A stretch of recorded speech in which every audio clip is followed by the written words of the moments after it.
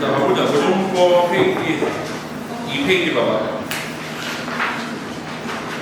2페이지 보면 차례가 나오는데 우리가 기본적으로 이제 2번에 고대국어, 그 다음에 5번에 중대국어, 그 다음에 13번에 군대국어 이론이 들어가 있고 그 사이사이에는 뭐야? 고대국어 지문들 자주 나오는 거, 중대국어 지문들, 군대국어 지문들이 들어가 있어요. 사실 옛날에는 1학년 때 보통 고대, 중대, 근대를 다 돌렸는데 요즘은 고대국어를 빼고 어때? 근대국어도 빼고 중세국어만 나오는 추세라고 해. 하지만 중세국어를 하면은 현대국어와의 차이점 사이에 뭐가 나와? 근대국어가 나오기 때문에 사실상 근대국어를 빼줘도 근대국어 빼는 게 아니지.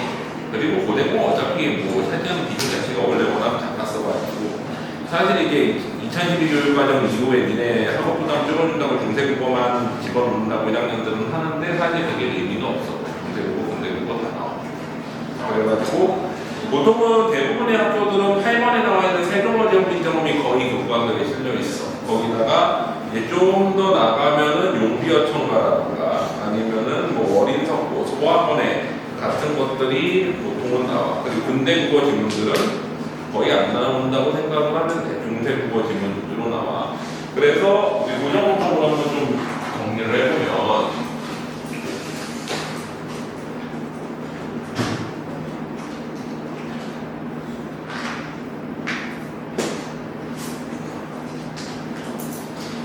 자, 고정법은 보통은 이제 고대, 중세, 근대, 현대 이렇게 이제 4단계로 나눠가지고 공부해보면은 일단 우리가 고대국어가 있지. 고대국어는 이제 삼국시대 이전을 고대국어라고 하는데 고대국어에서 중세국어로 넘어가는 기점이 있지. 언제야? 언제니? 918년 고려가 건국된다고 갑자기 말은 바뀌진 않겠지만 이 고려 건국을 했을 때 중요한 계기가 하나 있지. 뭐가 있어? 수도 이동이 되잖아. 어디에서 어디로 이동해? 언어 중심지가 경주에서 개성으로 옮겨가. 이건 무슨 뜻이야? 경상도 방언이 우리말의 중심 언어였다면 지금 경기도 방언 위치로 옮겨간 거야. 그래가지고 말이 바뀐다기보다는 언어 중심지가 이동을 했다라고 봐야 되는 게 맞는데 그래서 이게 고대국어에서 중세국어로 넘어가는 기점이라고 봐. 그러면 이제 중세국어에서 근대국어로 넘어가는 기점은 언제냐? 사실 이제 근대국어 같은 경우에 보통 우리가 한국사에서 근대 하면은 조선시대지. 1392년 조선건국을 생각할 수도 있는데 우리는 이제 국어사 같은 경우에는 어떻게 보느냐? 1592년 임진왜란의 기점으로 봐. 물론 임진왜란 딱 일어났다고 갑자기 말이 바뀌는 건 아닌데 임진왜란부터 해가지고 계속 전쟁이 계속돼가지고 언제까지 이루어져? 1637년까지 이루어지잖아. 명제화가 끝나는 게 1637년이지. 우리 그 고전 시간 때 맨날 불쌍한 사람 나오는 사람 있잖아. 누구야? 박인노 임진왜란 참전하고 정유재란 참전하고 그 다음에 뭐 겪어 사도전투 이괄해란 경묘란 그 다음에 이제 병자호란 일어나는 1636년에 보면은 어때? 자기 은거지 찾아가야지 하고 노계가에서 이제 자기 은거지 이 은거지 좋네 평화로운 태평성대 그랬다가 바로 어때? 그의 겨울의 전쟁이 일어나잖아. 그래서 박인노가 이번에 다 겪은 세대야 사실은. 그래서 요 시기에 이제 말이 많이 바뀌지. 전쟁이 하도 많이 일어나니까. 그래서 임진왜란 쯤 해가지고 이제 보통 많이 바뀌는데 그러고서는 이제 근대국어에서 현대국어로 넘어가는 기점은 언제야? 사실 문화 자체가 바뀌어야지 말이 바뀌니까 원래는 이거는 이제 1894년 가보개혁이나 혹은 1910년 경술국치 소위 여기를 우리는 뭐라고 불러? 개화기라고 부르잖아. 이 시기에 말이 많이 바뀌었다라고 봐. 현대국어로. 근데 사실 완벽하게 표기체계까지 요즘 시대식으로 바뀐 게 뭐야? 1933년 한글만 주거 통일하면 되지.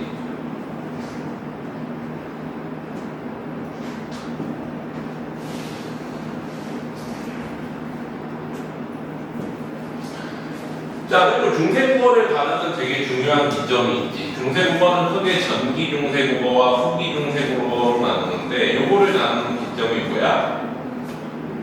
1443년 훈민정음 통일.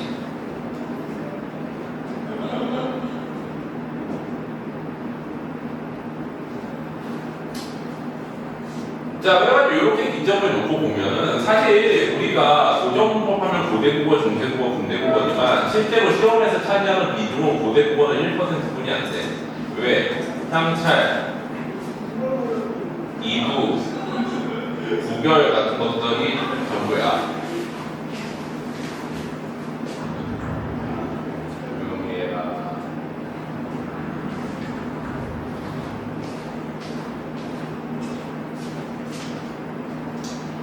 자, 그래가지고 이렇게 되고 전기중세국어와 후기중세국어는 후미적은 창제로 나누는데 사실 이제 전기중세국어는 실질적으로 배울 게 없어. 왜 그러면 우리나라 한자 사용이 제일 이제 어때 많이 사용되던 시기지.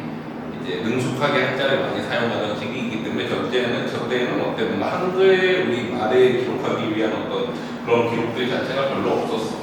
한글이 만들어지고 난 다음에가 이제 우리말이 어떻게 쓰였는지 알 수 있는 거고.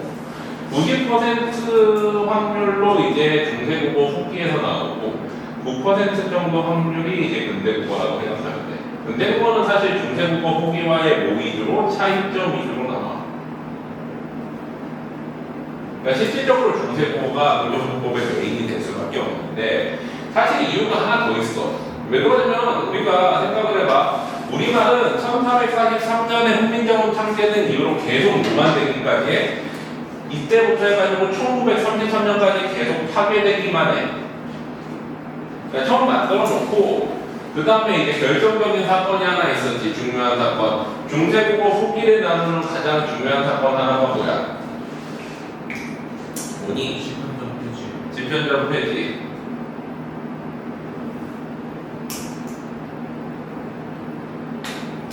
세조 때지. 세조가 이제 15세기이고 16세기쯤에서 세조 이후 그때 집현전이 이제 폐지되면서 어떤 효과가 있어? 지금 보면 국립국어원을 없애버린 것 같은 효과가 생겨. 그래서 어떻게 바뀌는 거야? 모든 표의적 표기가 뭘로 바뀌어? 소리 나는 대로 적는 표음적 표기로 바뀌는 계기가 돼. 자, 그럼 우리가 중요한 기점으로 생각해야 될 게 훈민정음 창제는 이제 처음 시작이니까 이게 1번이고 그 다음에 집현전 폐지 세조 이후가 2번이고 임진왜란이 3번 정도로 생각하면 돼.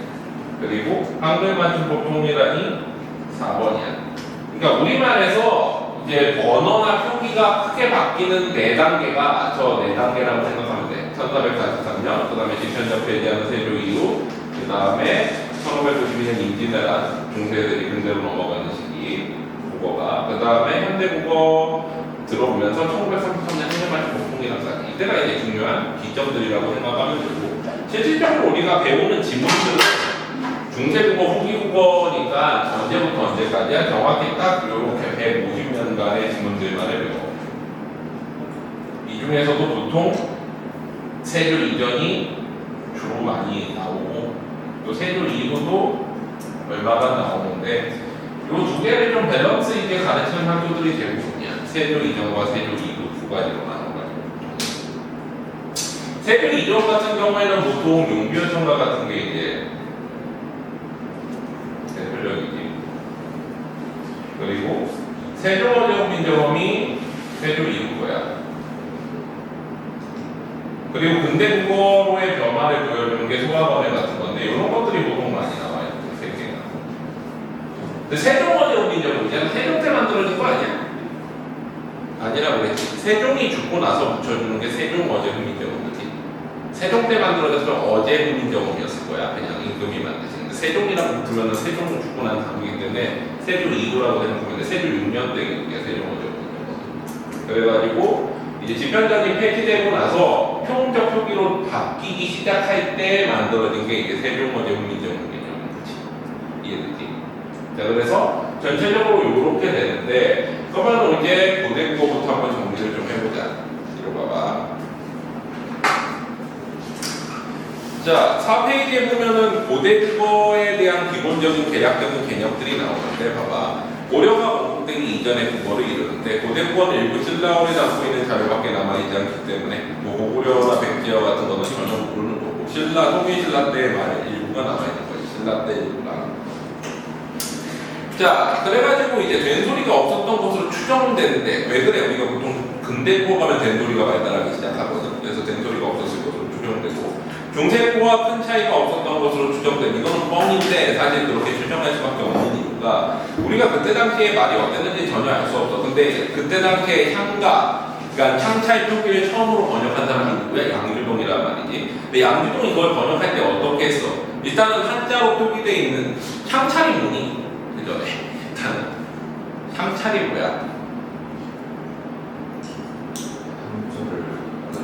한자를 빌려가지고 우리말에 표기하기 위한 방법이지. 이거는 좀 이따 무대보고 하면서 설명할게. 이거 지금 설명하면 안 되겠다. 자, 그래가지고 한자어가 대량으로 유입되면서 이제 우리가 사자 표기를 하기 시작을 하는데 어쨌거나 그거 내용들은 한번 보고 이제 모델법 본격적으로 한번 들어가 보자. 6페이지 한번 가봐. 여기서부터 설명 안 하는 것 같아.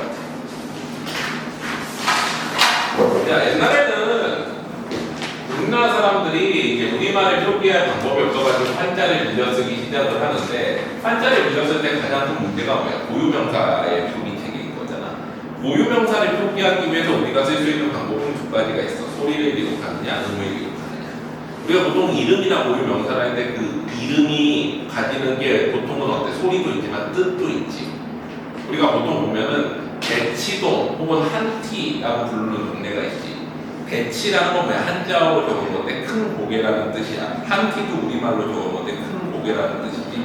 우리 분당선 타고 올라가면 대치동 그쪽 학원가에 뭐가 있어? 한티역과 대치역이 이렇게 좌우로 나눠져 있잖아. 여기가 타워팰리스, 외봉터널, 한티역, 대치역, 음마아파트 이렇게 있단 말이야. 그러니까 같은 동네를 얘기하는 역 이름이야. 근데 하나는 순우리말로 돼 있고 하나는 한자어로 돼 있지. 그래서 우리가 사실 어떤 이름을 적을 때 봐봐. 내 이름이 성우이면은 이거를 적는 방법이 두 가지가 있는 거잖아. 이렇게 적을 수도 있고 아니면은 이렇게 적을 수도 있어. 그러니까 착한 한은 이런 뜻으로. 그러니까 뜻을 적는 것도 있고 의미를 적는 것도 있고 소리를 적는 것도 있고 이거는 소리를 빌려 쓰는 거니까 이걸 뭐라고 부르는 거야? 한자로 적을 때도 이렇게 하면 음차 이게 뭐인 거야? 승차가 되는 거지. 선호를 이제 어떻게 보면은 이게 그 한자식으로 적을 때 선호라는 이름이 있을 때 이 두 가지를 적는 방법이 있는데 우리는 이걸 이제 한자식으로 적는 게 하도 익숙해져가지고 우리 이름은 보통 어떻게 돼 있어? 그냥 그 뜻이랑 소리가 다 일치하게끔 중국식으로 적게 돼 있는 거지. 우리 이름은 전부 어때? 그 소리를 쓰면서 그 한자의 뜻도 그대로 가져오잖아. 그치? 우리 이름은 대부분 다 그렇게 짓지. 뜻이랑 의미 맞게끔 지어. 소리도 듣기 좋게. 그리고 그 뜻도 있어 보이게. 그래서 거의 중국식 이름에 가깝게 짓게 됐지. 옛날에는 안 그랬단 말이야. 옛날에는 어땠냐면은 우리 예전에도 많이 얘기했는데 불군의 왕이 있었지. 불군의 왕이 누구야? 윤아야, 불군의 왕이 누구니? 우리나라 사람이면 다 아는 왕인데 은종아, 불군의 왕이 누구야? 광개토대가 아니야. 자, 불굴, 혁, 갈, 거, 내셋, 박혁거셋, 불군의 왕이야. 그러니까 원래는 그 사람 이름이 불군의였어. 원래는 박불군의 뭐 이렇게 불렀겠지. 자, 근데 이거를 표기를 할 때 두 가지 방법이 있는 거지. 정말 한자로 불군의 이렇게 적는 경우도 있고 불굴혁, 갈거, 내세에서 불갈내 비슷하게 해가지고 이렇게 적는 방법도 있는 거지. 근데 뭐가 더 있어 보이게 생각하는 거야? 사람들이 이게 더 있어 보이게 생각하는 거야. 소리는 실제로 불군의인데 적는 걸 두 가지로 했을 때 나중에 가면 뭐가 더 많아져? 혁거세가 더 많아지면서 불군의 왕을 아는 사람들이 다 죽고 나서 발음을 어떻게 하는지 모르는데 불군의라고 안 적고 혁거세로 적은 게 더 많으니까 근데 우리는 혁거세라고 부르게 되는 거지. 예를 들면 이런 거랑 똑같이 봐봐. 우리 성남이라는 동네 있지. 자, 성남이라는 동네에 니네가 산다고 해보자. 아파트 이름을 지을 때 아파트 이름을 성남 아파트먼트라고 할 거야? 아니면은 캐슬 사우스 아파트먼트라고 할 거야? 뭐가 더 있어 보여? 아파트 값이? 몇 개 더 있어 보이잖아. 이게 숫자잖아. 그러니까 사람들이 어떻게 쓰는 걸 더 좋아하는 거야? 이렇게 쓰는 걸 더 좋아하는 거야. 이게 중국 어디가 있는 지명 같은 거. 우리 맨날 보면은 고전시 같은 거 관동, 강원도라고 안 부르고 뭐라고 부르는 거예요? 관동. 중국에도 관동 지방이거든. 한국관 동쪽을 관동이라고 해. 한국관 서쪽을 관서라고 부르고. 그래서 그런 식으로 부르고 싶어 하기 때문에 우리가 대부분 뭐만 남아? 음차 훈차 쓰다가 훈차만 남아. 실제 발음도 그래서 뭘로 바뀌는 거야? 훈차식 발음으로 바꿔버리는 거지. 실제 불군의 왕이 살아있을 때는 불군의라고 불렀어. 혁거세라고 부르는 사람은 아무도 없었어. 왜? 그 사람 이름은 원래 불군의야. 근데 어때? 그걸 적는 방법이 두 가지가 있는데 이런 거지. 성남이라는 동네가 있었어. 성남이라는 동네가 있는데 우리가 미국에 마지막 주로 편입됐다고 해보자. 그래서 영어 사용하래. 그러면은 이제 두 가지를 적겠지. 성남이라는 동네를 이렇게 적을 수도 있고 이렇게 적을 수도 있을 거야. 표지판에 이 두 가지를 막 혼용해서 쓰다가 나중에 보니까 이거는 뭐 어느 동네 이름인지 모르겠지만 이건 그래도 미국에 있는 동네 이름이잖아. 점점 사람들이 뭐라고 많이 써? 요 캐슬사우스라고 많이 쓰고 나중에는 이제 성남이라는 이름에 아는 사람이 다 죽고 나면 어떻게 되는 거야? 이 동네 캐슬사우스인가 보다 라고 생각을 하는 거지. 그래서 그렇게 바뀌게 된 거야. 인명도 그렇고 지명도 그렇고. 자, 그래가지고 이렇게 바뀌고 난 다음에 남는 게 이게 문제가 뭐야? 나머지는 이제 한자식으로 표기를 해야 될 거 아니야. 우리말에 한자식으로 표기하는데 그게 쉬워? 안 되지. 사실 우리가 뭐 광개토대왕릉비나 아니면은 뭐 발해 뭐 정효공조 묘지비 뭐 이런 거 보면 뭐 세련된 사육 연결체로 돼 있어서 명문이다 뭐 이런 표현도 나오잖아. 이게 역으로 생각해보면 무슨 얘기냐면 나머지 비석 중에 되게 이상하게 거지같이 써놓은 것도 많다는 거야. 우리가 만약에 이제 영작을 한다고 해보자. 뭐 잘하는 사람이 쓸 수도 있겠지만 네이티브가 아닌 이상 어때? 영작하면 좀 이상한 부분이 있겠지. 네이티브들이 읽기에는 뭔 소리지? 왜 이딴 거 표현했지? 이렇게 생각하는 부분이 있을 거란 말이야 분명히. 그런 식으로 표기해본 게 되게 많아. 그 중에서도 이제 특히 심각했던 게 뭐냐면 우리가 원래는 이제 한자 원문을 자용을 하지. 한자 원문을 쓴다고 해보자. 물론 이제 인명이나 지명은 이제 은차다가 점점 훈차로 너무 바뀌었지만 근데 임신서기석이라는 거 들어봤어? 신라사람 두 명이 이제 임신년에 서로 그 돌에다가 기록을 해가지고 맹세를 하면서 공부 열심히 하고 부모한테 효도하고 나라에 충성하는 화랑이 되자 뭐 이렇게 써놓은 게 있어. 그게 임신서기석인데 거기에서 나온 거를 임신서기체라고 부르는 경우가 있어. 교과서에 따라서는. 이게 뭐냐면은 우리말 어순으로 한자 문구를 적은 거야. 그러니까 원래는 한자로 적으려면은 중국식 어떤 표기 체계를 따라야 되는 거잖아. 동사가 앞에 오고 이제 뭐 주어나 이런 것들이 뒤에 오고 이렇게 와야 되는데 이걸 우리말식으로 해가지고 주어, 목적어, 서술어 순서로 써버린 거지. 그러다 보니까 어때? 이제 학자들이 생각하기에 두 가지로 생각하는 거야. 정말 이런 표기 체계가 신라시대에 있었을 것이다 라고 생각하면 임신서기체, 임신서기석에서 사용한 글씨, 문자 체계가 아니다. 이거는 얘네가 공부를 거지같이 못해가지고 이제 화랑 그림대 한자로 적는다고 해가지고 우리가 영작학습 개판으로 써놓은 거다 라고 생각하면 임신서기체가 없다라고 봐. 근데 교과서마다 뭐 듣기도 하고 안 듣기도 해. 자, 그리고 두 번째 방법이 있어. 원효대사의 아들이 누구니? 파왕계를 쓴 설총이라는 사람이야. 근데 좀 이상하지 않아? 원효대사의 아들이 있네.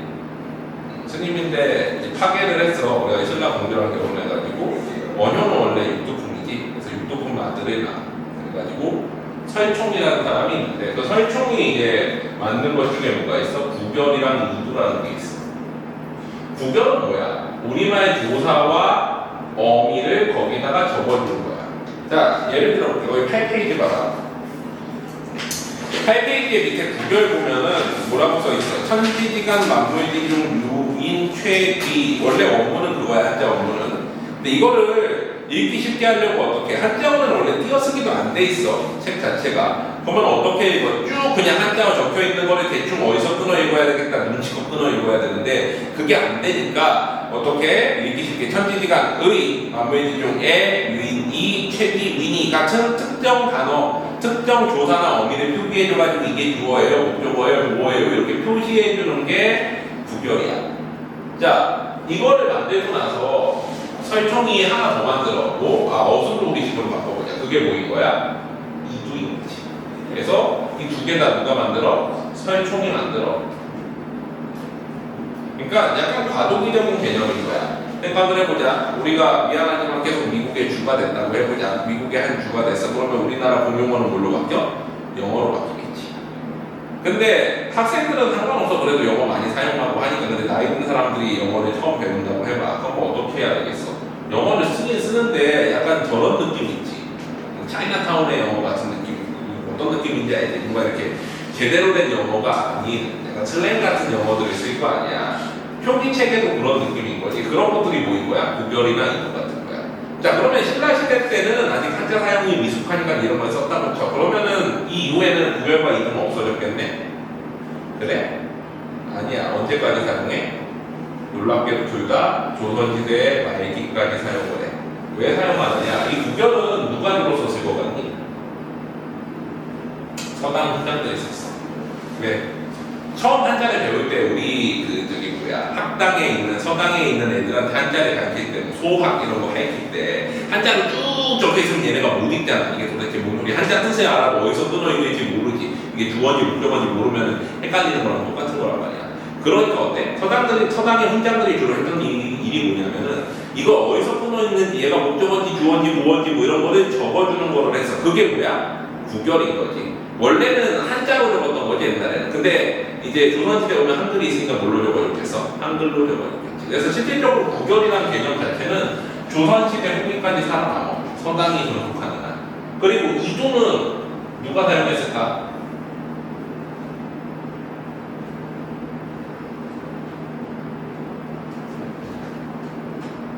아전들은 중인이잖아. 물론 제대로 공부한 사람들은 한자를 제대로 구사할 수 있겠지, 표기를. 하지만 어때?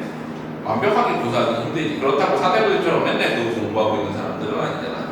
이 사람들이 세금 걷고 뭐 이런 문서를 쓸 때 생각을 해봐. 조선의 공식 문자는 뭐였어? 한글이야?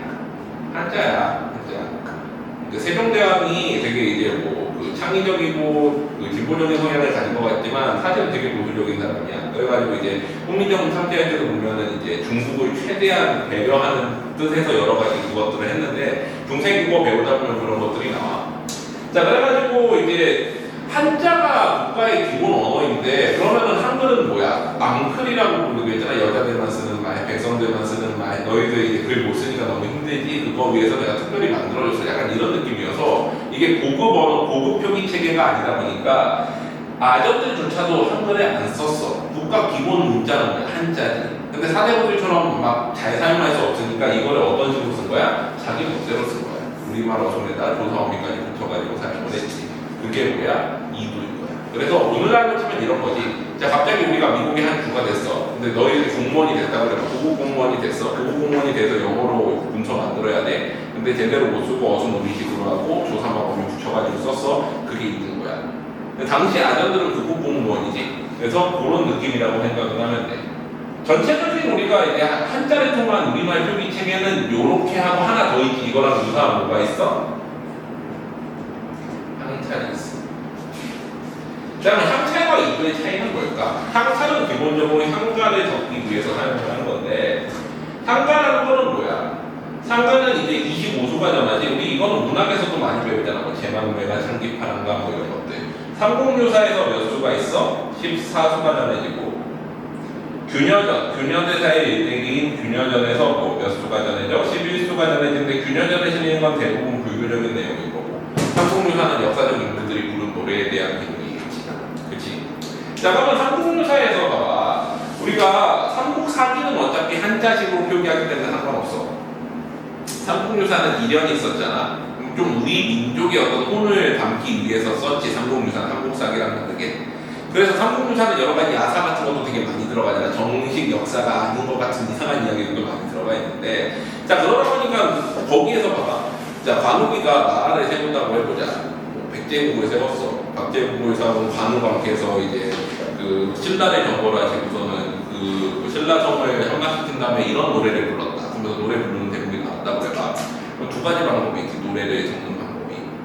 뜻만 적느냐. 한자를 적는 거 가능해. 한시처럼 적으면 되지. 근데 그러면은 이 사람이 정말 어떻게 불렀는지 모르잖아. 그러면 어떻게 적으면 되는 거야? 이거를 소리나 뜻을 들여와서 이런 식으로 이걸 섞어가듯이 음차음차로 적은 게 뭐야? 향차인 거야. 그러니까 소리가 중요한 거지 사실. 이게 뜻이 어땠는지보다도 이 노래의 소리가 어땠는지가 중요한 거야. 왜? 소리를 적어주고 싶은 거지. 우리 마치 이제 노래방 가면은 한국 노래 말고 영어 노래 말고 일본 노래나 중국어 노래 부르면 어떻게 나와? 한글로 그냥 뜻 상관없이 소리를 적어주잖아. 그런 느낌인 거야. 그게 이제 향찰인데 어떤 느낌이냐면 봐봐. 예를 들어보자. 우리가 한자 원문을 영어로 빗대어가지고 하면은 I am boy라는 문장이 있다고 해보자. 한자 부분에 이거를 우리말 어순으로 바꾼 임신석이체는 어떻게 되는 거야? I, a boy, am 이렇게 쓴 거지. 그리고 구별은 어떻게 쓴 거야? I는 a boy, I는 am a boy이다. 비동사와 아니지 비동사에 해당하는 서술격 조사를 여기다 하나 더 적어주고 여기 보조사를 하나 더 적어주고 이거를 우리식으로 이제 어순까지 바꾸면 어떻게 돼? I는 a boy, am 이다. 이런 식으로 적은 거야. 이거는 원래 이두는 어때? 한자 원문을 표기하기 위해서 바꿔온 거야. 체계를 우리식으로. 근데 한가는 뭐야? 자, 어떤 사람이 나는 소년이다 라는 문장을 노래로 불렀다고 해봐. 그러면 이거를 어떻게 표기해준 거야? 나, I는 이렇게 적은 거지. 소년, boy, 이다, am 이동사지. 근데 이건 서술적 조사니까 이렇게 적어줘야 되겠네. 그러니까 I는 boy, am 이다라고 적어놓고 뭐라고 읽는 거야? 나는 소년이다라고 읽는 거야. 우리 일본어 보면 뭐뭐라고 쓰고 뭐뭐라고 읽는다라는 표현 있잖아. 걔네는 아직도 뭐하고 있는 거야? 음성을 둘 다 쓰고 있는 거야. 그래서 걔네가 한자어가 어려워질수록 어때? 일본어는 고급어휘로 갈수록 정말 더럽지. 본 네이티브 스피커들도 그거 제대로 못 읽어서 위에다가 적어주잖아. 히라가나로 적어주지. 왜? 그게 뜻이 이게 음차로 읽는지 훈차로 읽는지가 명확하지가 않단 말이야. 예를 들면은 대표적인 단어 중에 이거 있잖아. 이거 뭐야? 거미지. 칼 검자. 근데 이거 뒤에 가면 뭐라고 읽어? 치루기라고 읽어. 치루기. 걔네식으로.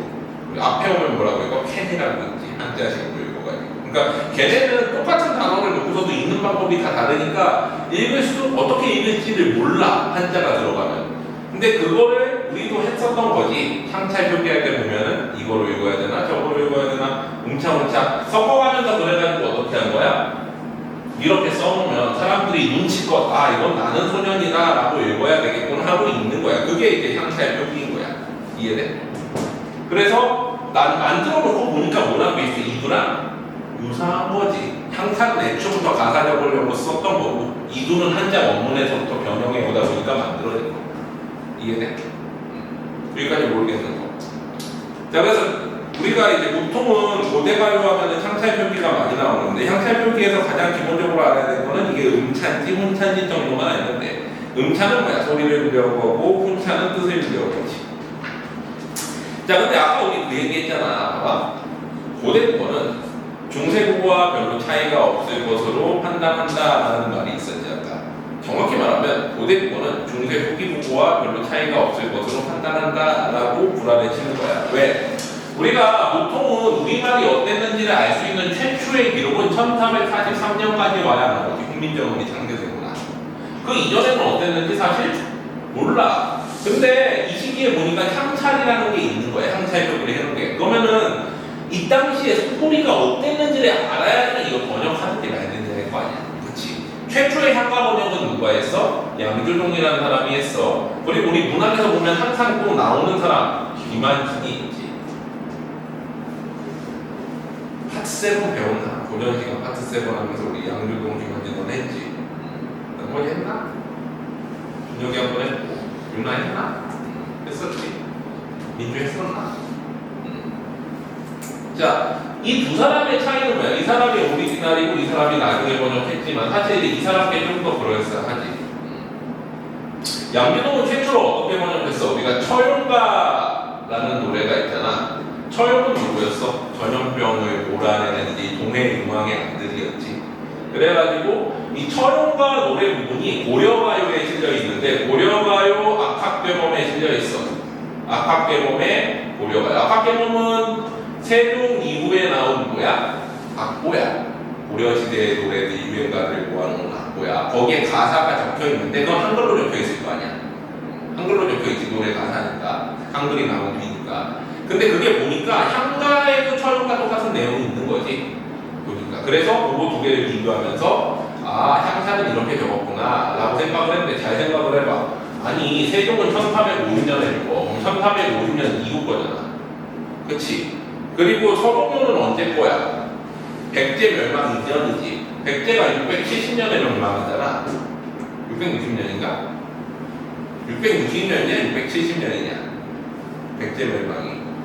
676년이 삼국통일이지. 675년이 고구려 멸망이고 670년이 백제 멸망 아니야? 660년이야? 667년이 삼국통일인가 그럼? 그치? 뭐 660년 이전 노래잖아. 백제 무왕권인가 서동요가. 그치? 자 그러면 봐봐. 1450년 이후의 언어로 660년 이전의 언어를 추측해야 돼. 근데 양준동은 그냥 그렇게 해서 번역한 거야. 그 이전 기록이 없으니까. 그러면 한갑에 번역하는 거에 전제는 뭐가 돼야 되는 거야? 중세국어와 고대국어는 거의 차이가 없어야 된다. 그것도 중세 후기 국어와 신라 통일 이전의 언어가 비슷해야 된다는 전제를 깔고 번역해야 되는 거야. 이건 사실 다 뭐야? 비주얼이야. 맞지? 생각해봐. 야, 1350년에서 지금 2024년 언어랑 비교해도 언어 비슷해? 뭔 소리인지 못 알아먹겠잖아, 사실. 걔네가 읽는 방식이나 이런 거 바꾸게만 안 되고 막 이런 거 보면 못 알아먹겠단 말이야. 이게 불과 몇 년이야? 570년 정도 지났는데 이 정도인데 자, 이거 몇 년이야? 거의 한 800년 이상 차이가 나는 거야. 근데 이게 똑같다고? 말이 돼? 안 돼. 안 되는데 그냥 그렇게 있는 거지. 비교를 해가지고. 그래가지고 이제 번역을 했는데 처음에 처용과를 번역하고 나니까 대충 이렇게 음차음차해서 쓴 것 같네 라고 해서 이걸 가지고서 이 양준동이 이제 뇌피셜을 불려가지고 뭐를 번역한 거야? 나머지 것들을 싹 다 번역한 거지. 제망대가부터 해서 상비파랑과 서동요. 근데 서동요는 거의 완벽하게 번역을 했다라고 생각해서 이게 교과서에 많이 나와. 왜? 짤막하고 내용이 뻔하거든. 그래서 거기 보면은 원문은 어떻게 돼 있어? 한자로 적혀 있지. 선화공주 중 탐이지가량 치고 서동강의 야유를 포경거여라고 써 있는데 이게 명확하게 나온 이유는 삼국유사에 보면 이 앞뒤 전후 사정이 너무 정확하게 나와 있으니까 이 노래의 내용이 대충 어떻게 다 알고 아니야. 그래가지고 그걸 바탕으로 해가지고 해독한 이 양주동이 이제 이거를 만약에 중세국어식으로 쓰면 이렇게 썼겠다라고 해가지고 써놓은 게 그 해독이지. 선화공주님은 남그지 얼어두고 막동방을 밤에 뭘 안고 간다 라고 발음했을 거라고 생각하고 그러고서 그거를 음차 훈차에 가깝게 지켜보니까 어떻게 된 거야? 거기 보면 선화공주는 음차지, 님은 주로 다시 하나 적었으니까 훈차지, 그 다음에 은은 음차지. 이런 식으로 해가지고 음차 훈차를 섞어가면서 적었구나 라고 판단을 했다는 거야. 그래서 가장 그나마 그럴싸한 게 서동요고 나머지는 해독이 명확하지는 않아. 그래가지고 잘 안 나오지 교과서에. 어차피 처용과는 그리고 어때? 한글 번역이 있잖아. 그거 그냥 쓰면 되는 거고. 그래서 서동요만 좀 알아두면 되고 거기 11페이지가 보자. 임신서기석도 나오는데 임신서기석도 어때? 어순이 중국식이 아니라 우리식 어순이지. 임신전 6월 26일 뭐 이런 건 괜찮은데 2인병석이 봐봐. 두 사람이 병 나란히 서 맹세하고 기록한다. 자 근데 동사 어디로 가야 돼? 중국어는 동사가 앞에 가야지. 서기병 2인 뭐 이런 식으로 가야 됐을 거야. 근데 이것도 어순은 우리식으로 가야지. 천전서도 서천전 이렇게 가야 될 거야. 근데 어때? 우리식으로 적어놓은 거지. 이런 것들을 한번 정리해보고 문제 풀어보면 되고 그 뒤에 13페이지 봐도 서동요도 그렇지. 서동요는 이제 아까 얘기했던 그거 음차음차 어떻게 되는지. 근데 이거 어차피 옛날에는 1학년 때 이거 외우라고 그랬거든. 선화공주준 3일지가량 두고 서동방의 야이모일 병원거요. 이거 혹시 모르니까 그냥 정리만 해줄게.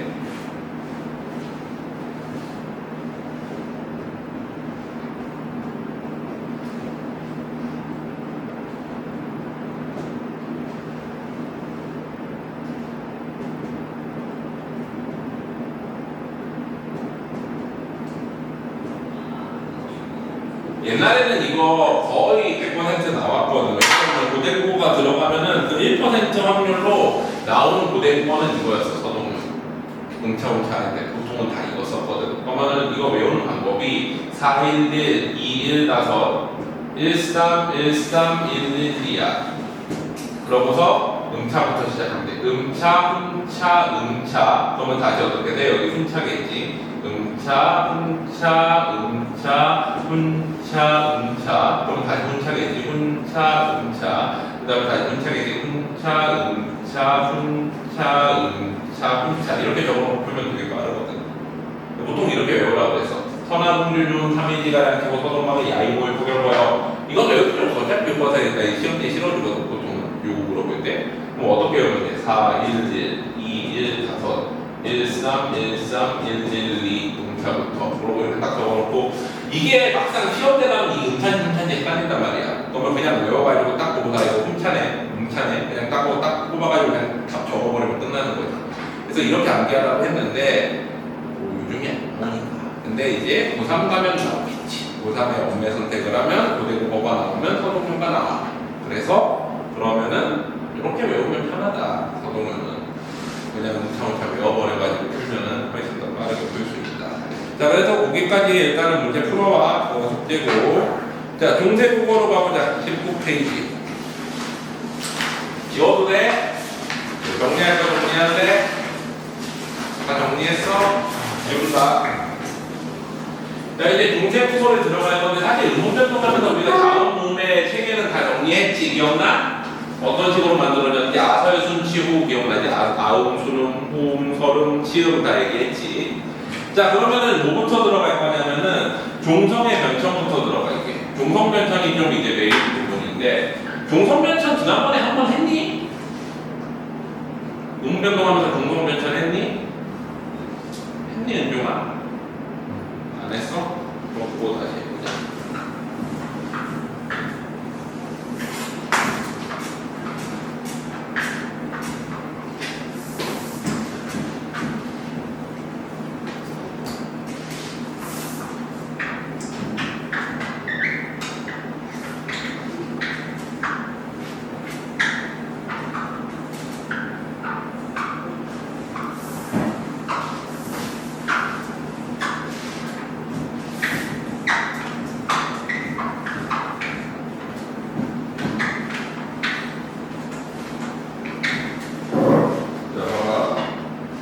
우리가 이제 음절의 구조, 모조문법의 음절의 구조를 보면은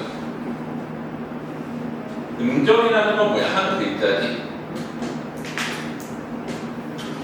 음절은 이제 보통은 초성, 중성, 종성으로 나눠지잖아.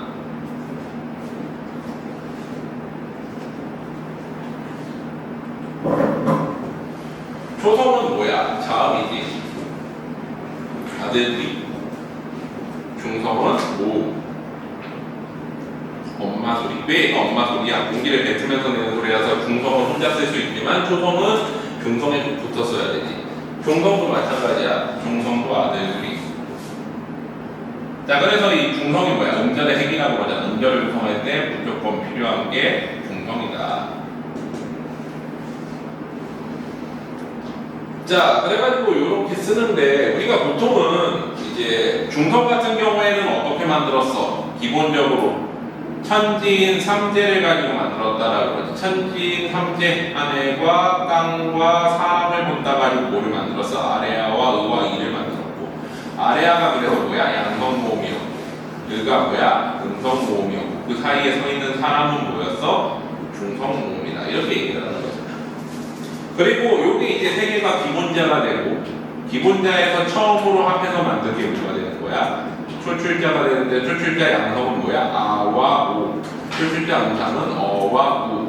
그 다음에 제출자 양성은 야와 요. 제출자 음성은 여와 요. 이렇게 나는 거지. 그 다음에 그 외에는 화명자. 이렇게 되는 거지. 자, 그러면 초성은 어때? 초성은 이제 자음들이 다 들어올 수 있는데, 사실 자음은 기본적으로 네 가지 종류가 있어. 뭐가 있느냐? 일단은 단자음, 자음 단독으로 오는 경우야. 예를 들면 기역 이렇게 오는 거. 또 쌍자음은 자음이 두 개가 나란히 오는 거지. 그래서 이걸 뭐라고 그래? FB 체계상 각자병서라고 부르지. 각자병서는 뭐야? 예를 들면 동일한 글자 두 개를 이렇게 나란히 적는 거. 그 다음에 이제 합용병서 개념이 있지. 합용병서는 뭐야? 서로 다른 글자 두 개를 적는 건데, 예를 들면 이제 시옷 기역이나 뭐 비읍 시옷 같은 게 있어. 근데 얘네 둘은 뭐야? 시옷기 합용병서와 앞에 시옷시오는 합용병서와 각자병서는 된소리 표기할 때 사용을 했고, 나머지 비읍 시옷 이나 혹은 비읍, 시옷, 기역 같은 비읍계 합용명사 같은 경우에는 어때? 어두 자음 부분이라고 해서 얘네들은 자음을 두 개 다 발음하는 경우들이 있었어. 예를 들면 우리 이런 거 있잖아. 매 산에서 나는 쌀을 옛날에 이렇게 적었거든. 그러면 얘는 어때? 이 앞에 비어있는 자리로 비읍이 이동해서 맵쌀이 되거든. 오늘날에도. 자, 그 다음에 뭐가 있어? 연서 개념이 있지. 연서는 뭐야? 예를 들면 순경원 비읍같이 위아래로 붙여 쓰는 거. 수능 계열 밑에 이음을 갖다 적는 거. 이런 게 이제 연서 계열이지. 그래서 우리가 초성에 올 수 있는 거는 단자음, 쌍자음, 그 다음에 합용명서 계열과 연서 계열까지 해서 총 4종류가 있었다. 지금이랑 다르게. 지금은 뭐만 다르게 있는 단자음과 쌍자음만 사용하지. 받침에는 합용명서가 오기는 하지만 초성에는 합용명서가 모르잖아. 그래가지고 우리가 이제 종성에 올 때는 뭐라고 그래? 자음군이라고 그래가지고 음운변동할 때 뭐라고 배웠어? 자음군 단순 악탑 같은 경우 리을 기억하면은 리을 탈락시키고 기억만 붙이잖아. 발음을. 그런 것들이 이제 자음군, 자음의 무리라는 거지. 근데 옛날에 초성에도 뭐를 써서 자음군을 썼다라는 거야. 어떻게 발음했는지는 솔직히 몰라. 그 시대 사람 잡아다가 발음 시켜보지 않는 이상 모르잖아. 하지만 대체로 이런 표현들을 통해가지고 어떻게 할 수 있는 거야? 비읍이나 비읍 시옷계는 비읍이 앞으로 이동한 흔적들이 많으니까 두 개를 다 발음했구나. 시옷계는 앞으로 이동한 흔적이 없거나 얘네가 좀 애매하니까 시옷계는 그냥 된소리로 발음했을 것 같다. 이렇게 그냥 추정을 하는 거야. 추정치야. 사실 어땠는지 어떻게 알아? 우리가 그 시대에 가보지도 않았는데. 그치? 우리말의 가장 빠른 기록은 뭐야? 일제강점기 소리 녹음 기록본이 없어. 그때 프랑스에 있는 기록이지. 프랑스에서 이제 한국계 사서가 거기서 일하다가 찾아낸 거잖아. 한국인 누구였더라? 누군가가 가서 이제 한국말이 없어질까봐 조선말 녹음을 해놨지. 그래가지고 우리말 그 발음이 그때 이렇게 발음했구나. 그게 이제 알 수 있는 최초의 기록이 그거야. 일제강점기 이전에는 솔직히 어떻게 발음했는지 몰라. 한글이 표기가 남아있긴 하지만 실제로 어떻게 발음했는지 모르는 거잖아. 자, 그 다음에 종성은 어떻게 써? 종성은 보통 종성, 부용, 초성이라고 하지. 종성은 다시 사용해. 초성을 다시 사용한다. 그래서 표기는 원래는 모든 자음이 다 가능했는데 여기에서 소리가 있는 자음만 표기로 바뀌지.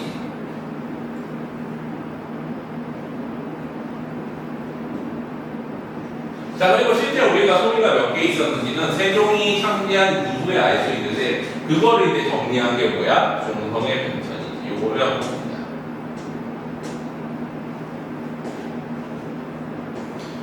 종성이라는 건 뭐야? 받침 소리지. 우리말 받침 소리가 시대에 따라 가지고 어떻게 변해 왔는지는 우리가 이제 고대국어, 중세국어, 근대국어 아니지. 중세국어와 근대국어의 변천을 이해하는 가장 중요한 대목이야. 왜냐면 우리가 이제 일반적으로 나는 소리의 표기 체계가 바뀌는 거에 가장 중요한 대목이 뭐야? 받침이거든.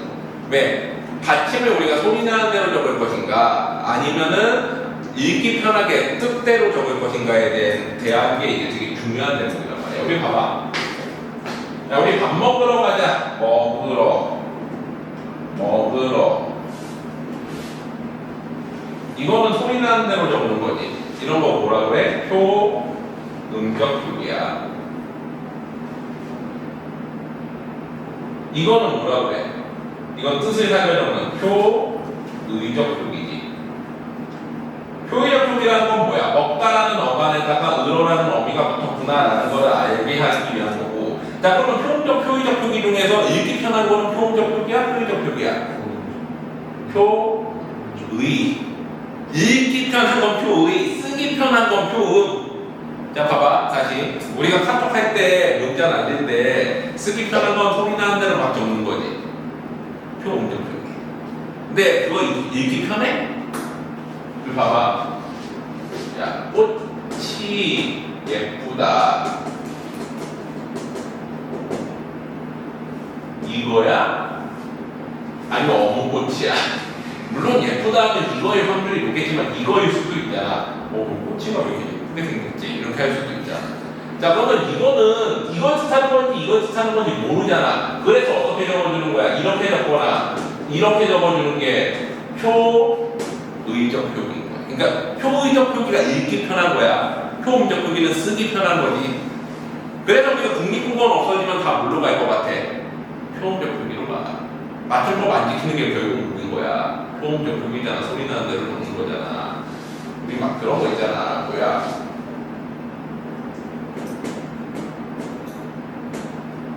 여기 있다는 거. 또 뭐 있지? 막 이런 거 많잖아. 이상하게 쓰는 것들. 뭐 있더라? 인터넷에 막 떠돌아다니지 이상한 것들. 그러니까 그런 것들은 다 뭐야? 대부분 표 의적격이야. 소리 나는 대로 듣기 때문에.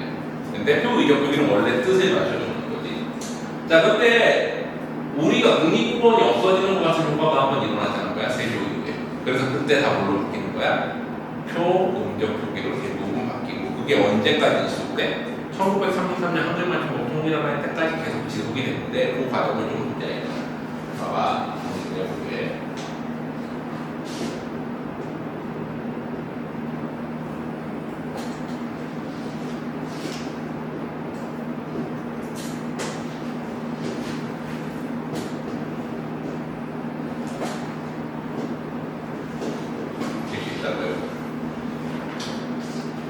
자, 1843년에 훈민정음이 창제된 당시를 보자.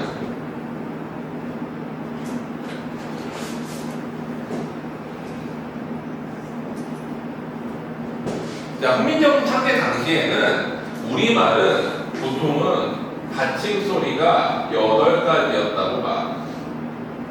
기역, 니은, 디귿, 리을, 미음, 비읍, 시옷, 그리고 예니은. 옛날에 받침 이음을 예니은으로 배웠지. 그냥 의성말 소리가 없는 거죠. 그렇게 썼어. 자, 그래가지고 이 8가지 소리를 표기할 때는 어떻게 했느냐? 종성부용을 종성부용 초성을 썼어. 종성부용 초성이라는 거는 뭐야? 모든 자음을 다 적을 수 있다는 거지. 8가지 소리인데 그거를 8가지로 적는 게 아니라 모든 자음을 다 적을 수 있는 거지. 오늘날이랑 비슷하지. 오늘날에 꽃 하면은 그거 디귿 발음인데 치읓으로 적잖아. 그치? 그래가지고 이거는 모든 자음이 표기 가능한 거고, 다른 말로 해서 이건 뭐인 거야? 표의적 표기인 거야. 근데 완전히 표기적 표기를 썼느냐? 플러스 여기다가 뭐를 했냐면 이어 적기를 했어. 이어 쓰지 말고 이어 적기, 연철을 했거든. 연철은 뭐야? 대표적인 표음적 표기지. 연철은 받침을 소리 나는 대로 여름시켜가지고 발음하는 거지. 그러니까 표기하는 거지. 예를 들어가지고 우리가 꽃은 옛날에 어떻게 적었냐면 이렇게 적었어. 실제 발음은 받침이 시옷이 살아있을 때라서 시옷 받침이야. 왜? 당시에 이제 시옷 계열은 시옷으로 발음했거든. 보스, 뭐 이런 발음이겠지. 스 발음이 있었을 테니까 받침에. 실제 어땠는지는 모르지만 추정치만 있을 뿐이지. 근데 이어 적기 할 때는 어떻게 한다는 거야? 우리가 예를 들면 꽃에다가 이라는 조사를 갖다 붙이면 어떻게 적어주는 거야? 고지 이렇게 적어주고 발음도 고지가 되는 거지. 이해되니? 그래가지고 세종 창제 당시, 그러니까 보통은 요거의 문헌들은 용비어천가 같은 거야. 용비어천가 같은 것들은 요런 식으로 썼어. 당시. 그래서 용비어천가 보면은 뿌리 깊은 나무는 바람에 아니매시 곧 좋고 여름하나니에서 곧이 이렇게 지읒 받침으로 나오지. 근데 이제 세조 이후가 되고자 16세기 이후, 즉 세조 이후. 세조 때 가장 큰 사건은 세조 암살 계획이지. 세조 암살 계획은 이제 계유정난 일어나고 나서 그 다음에 일어나. 계유정난이 뭐야? 세조가 단종을 이제 권력을 빼앗기 위해서 난을 일으킨 거지. 그래가지고 단종편에 있는 충신들의 왕궁으로 불러가지고 다 쳐 죽이잖아. 칼로 베고 왕궁에서 하나하나 다 죽이거든. 영화 관상 알지? 거기 나온 내용이 이거잖아. 계율정난을 일으키고 나서 그 뒤에도 어때? 몇몇 충신들이 살아남아 있었어. 싹 죽이지 못하고. 근데 그 충신들이 세조를 암살하려고 했는데 그 충신들 6명 중에 5명이 누구야? 집현전 대로 있잖아. 우리 시조책 정리했던 거 보면은 제일 앞부분에 나오는 애들이 누구야? 박팽년, 하위기, 이계, 유흥부, 유성원, 하나는 성삼문. 얘네들이 이제 사육신이잖아. 그 중에서 유흥부만 무관이고 나머지 5명은 집현전 학자들이야. 근데 얘네들이 암살 계획을 했는데 뒤로 미루다가 결국엔 어때? 발각되지. 그래서 싹 다 죽어. 그래서 이제 그 사람들 이름 나온 시조들은 다 뭐야? 절개와 의리를 지키는 절의가, 그래서 단종에 대한 충성심이 주교의식인 거잖아. 어쨌거나 이제 재밌는 건 단종이 사실은 그 암살 계획 이전까지는 상황으로 있었거든. 권력은 없다 해도 편하게 살고 있었는데 암살 계획 이후로 뭐가 돼? 노산으로 강중돼서 영월로 유배가서 거기서 탄압받고 죽지. 어떻게 보면 직접적인 죽음 사유를 사육신이 마련을 해준 것도 있는데, 어쨌거나 사육신이 죽고 난 다음에 세조가 집현전을 그냥 놔뒀겠어? 아니야. 집현전 학자들이 그렇게 꾸몄으니까 집현전을 없애버려. 일단 집현전을 없애버리는 건 어떤 효과가 일어나? 국립공무원을 없애버린 것 같은 효과가 일어나. 자, 그럼 한글 창제 기간이 없어졌으니까 어때? 지금부터 표기는 그냥 하게 되는 거지. 쓰고 싶은 대로 써라. 뭐 쓰고 싶은 대로 써라 하면 사람들은 어떻게 써? 일단은 소리 나는 대로 쓴다. 그러다가 이제 임진왜란 좀 가까워지면은 소리 나는 대로 쓰니까 너무 불편한데? 왜? 읽기 불편하잖아. 읽는 대로도 써볼까? 근데 이게 문제가 뭐야? 국립국어원 같은 중앙기관이 없는 거잖아. 집현전이 없으면. 그럼 어떻게 되는 거야? 누구는 이렇게 써볼래? 누구는 이렇게 안 써볼래? 누구는 둘 다 적어볼래? 이러면 어떻게 되는 거야? 표기가 개판이 되는 거야. 그 개판이 어디까지 이거죠? 1933년 한글과중국 통일한 이전까지. 그러니까 일제가 사실 한글 가르치는 거를 별로 좋아하진 않았지만 초반에는 한글과중국 통일한 이거 나오는 거를 좀 용감한 이유가 뭐냐면 우리가 민족 말살 정책기가 30년대 후반이잖아. 그 전까지 조선어도 보내가지고 조선어를 가르치긴 했지 학교에서. 근데 가르치려고 보니까 통일된 표기 체계가 없는 거야. 어떻게 가르쳐? 무슨 얘기인지 알아? 교과서를 하려면은 표기 체계가 통일돼 있어야 될 거 아니야. 이거를 어떻게 적을지 통일을 해놔야 될 거 아니야. 근데 통일된 표기 체계가 없어. 오죽하면 1897년에 독립신문 창간사전에 얘기했지. 독립신문 창간사문은 서재필이 적었단 말이야. 한글로 적어서 독립신문은 순우리말 신문이잖아. 한자어를 안 쓰고 우리말로만 적고 띄어쓰기를 하자라고 해서 최초로 적은 게 독립신문인데 그 창간사에서 서재필은 당시에 최대 지식인이잖아. 미국 유학까지 갔다 온 사람들은 유학파야. 근데 한글에 적은다고 어떻게 된 거냐면은 조사 을을 바꿔가면서 적어. 어떤 거는 을 적어야 될 때 을 적고 을 적어야 될 때 을 적고 똑같은 단어도 어때? 어떤 거는 양성모음으로 적고 어떤 거는 음성모음으로 적고 개판인 거야. 근데 그거를 누가 뭐라고 해? 뭐라고 할 수가 없어. 왜 그 기준이 없는데? 그러니까 한국에 맞춤법이 있으니까 너 맞춤법 틀려서 지적할 수 있는 거지. 근데 맞춤법이 없으면 지적할 수 있어? 지적하잖아. 그게 이제 한국 상황이었던 거야. 그래서 세종 이후에 우리말은 계속 어떻게 돼? 파괴되기만 해. 그래서 우리가 근대 국어를 교과서에 안 쓰는 이유가 기록이 없어서 안 쓰는 게 아니라 기록은 넘쳐나, 중세국어보다 훨씬 넘쳐나겠지. 근데 안 쓰는 이유가 이걸로 뭘 가르칠 건데? 기준이 없어. 그래서 보통 근대 국어는 뭘로 나오는 거야? 중세국어와 차이점 물어보는 거 수준으로만 나오는 거야. 왜? 가르칠 게 없거든. 이 사람은 이렇게 적고 저 사람은 저렇게 적고 그게 시대 흐름에 따라 또 일관되게 나타나는 것도 아니야. 같은 시대에도 이렇게 적은 사람도 있고 저렇게 적은 사람도 있어. 그럼 왜 그렇게 개판이 됐는지를 이제 한번 보여줘 볼게. 자, 이제 세조 이후가 되니까 소리는 똑같아. 같은 소리는 똑같이 기역, 니은, 디귿, 리을, 이음, 비읍, 시옷, 예, 니은 해서 8가지 그대로 있대. 생각을 해보니까 사람들이 이렇게 생각하는 거지. 야, 이거 표기할 때 굳이 이렇게 뜻을 살려 적어야 돼? 귀찮잖아. 그럼 어떻게 적자? 소리 나는 대로 8가지로만 적자. 그래서 처음에 뭐라는 표현이 나와? 팔종성 가조경. 팔종성으로 가능해. 좋게 사용이 가능해. 만족스럽게 사용 가능하네. 8가지로 이렇게 8가지로만 적지. 그래서 초성, 도종, 팔자. 초성 중에 오로지 8자만 사용해보자. 그래서 나온 게 뭐야? 소위 말하는 팔종성법이야. 팔종성법 하면 우리가 소리에 대한 거일 것 같잖아. 성이라는 소리가 나와요. 성이라는 단어가 나와서. 근데 아니야. 표기에 대한 규정이야. 그래서 소리가 8가지니까 표기도 8가지로 적자. 이게 팔종성법이야. 그러니까 소리 8가지, 표기도 8가지. 그러면 얘는 뭐인 거야? 표, 음적, 표기인 거지. 여기다 플러스 모두 했어? 이어적기도 했네? 이어적기, 이어적. 자, 그러면 얘도 뭐야? 표, 음적, 표기지. 자, 그러면은 세조 이후에는 우리말 역사상 가장 어떤 시기야? 소리 나는 대로만 적은 시기야. 이해되지? 한글이 창제되고 우리말을 표기할 수 있는 수단이 제대로 만들어진 일에 가장 소리 나는 대로만 적은 시기가 세 줄 직후라.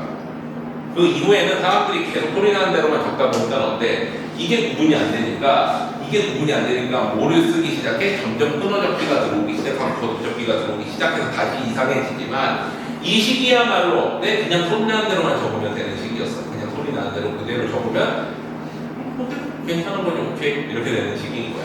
그래가지고 예를 들면은 꽃 같은 경우에도 어떻게 적어? 시옷 받침이면 시옷으로 적으면 되지. 꽃 플러스 2는 어떻게 적어? 얘도 시옷이지. 꽃 플러스 2인데 이렇게 하면은 이렇게 적지 뭐. 왜? 소리가 이렇게 나냐. 그냥 소리 나는 대로 적으면 되는 식이었어. 자, 근데 이게 임진왜란이 일어나. 중세국어에서 근대국어로 바뀌는 거야. 즉 여기서 넘어갈 때는 가장 핵심적인 부분이 뭐야? 표의적 표기가 뭘로 바뀐다? 표음적 표기로 바뀐다. 나중에 그 소실 문자일 때 잠깐 할 거지만 우리가 문자가 소실된 시기들이 있거든. 주요 시기가 세종 이후랑 그 다음에 임진왜란 이후인데 그거를 미리 좀 한번 보면은 자 우리가 보통 이렇게 하고 요 끝에 이제 현대국어 넘어갈 때가 1933년 한글만주법 통일안이잖아. 그리고 1592년 임진왜란이고 이게 이제 1933년 한글만주법 통일안이지.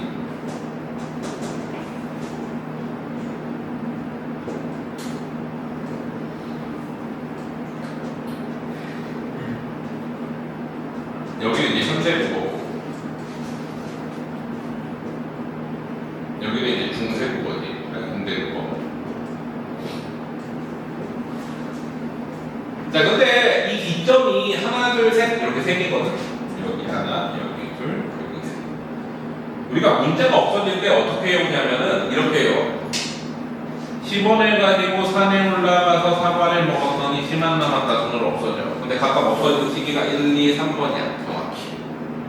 자, 10원 같은 경우에 열이 니어진데 쟤는 발음 자체가 약하기 때문에 이제 표음적 표기로 가면서 어떻게 돼? 그냥 없어지거나 히읗으로 바뀌거나 이렇게 없어져요.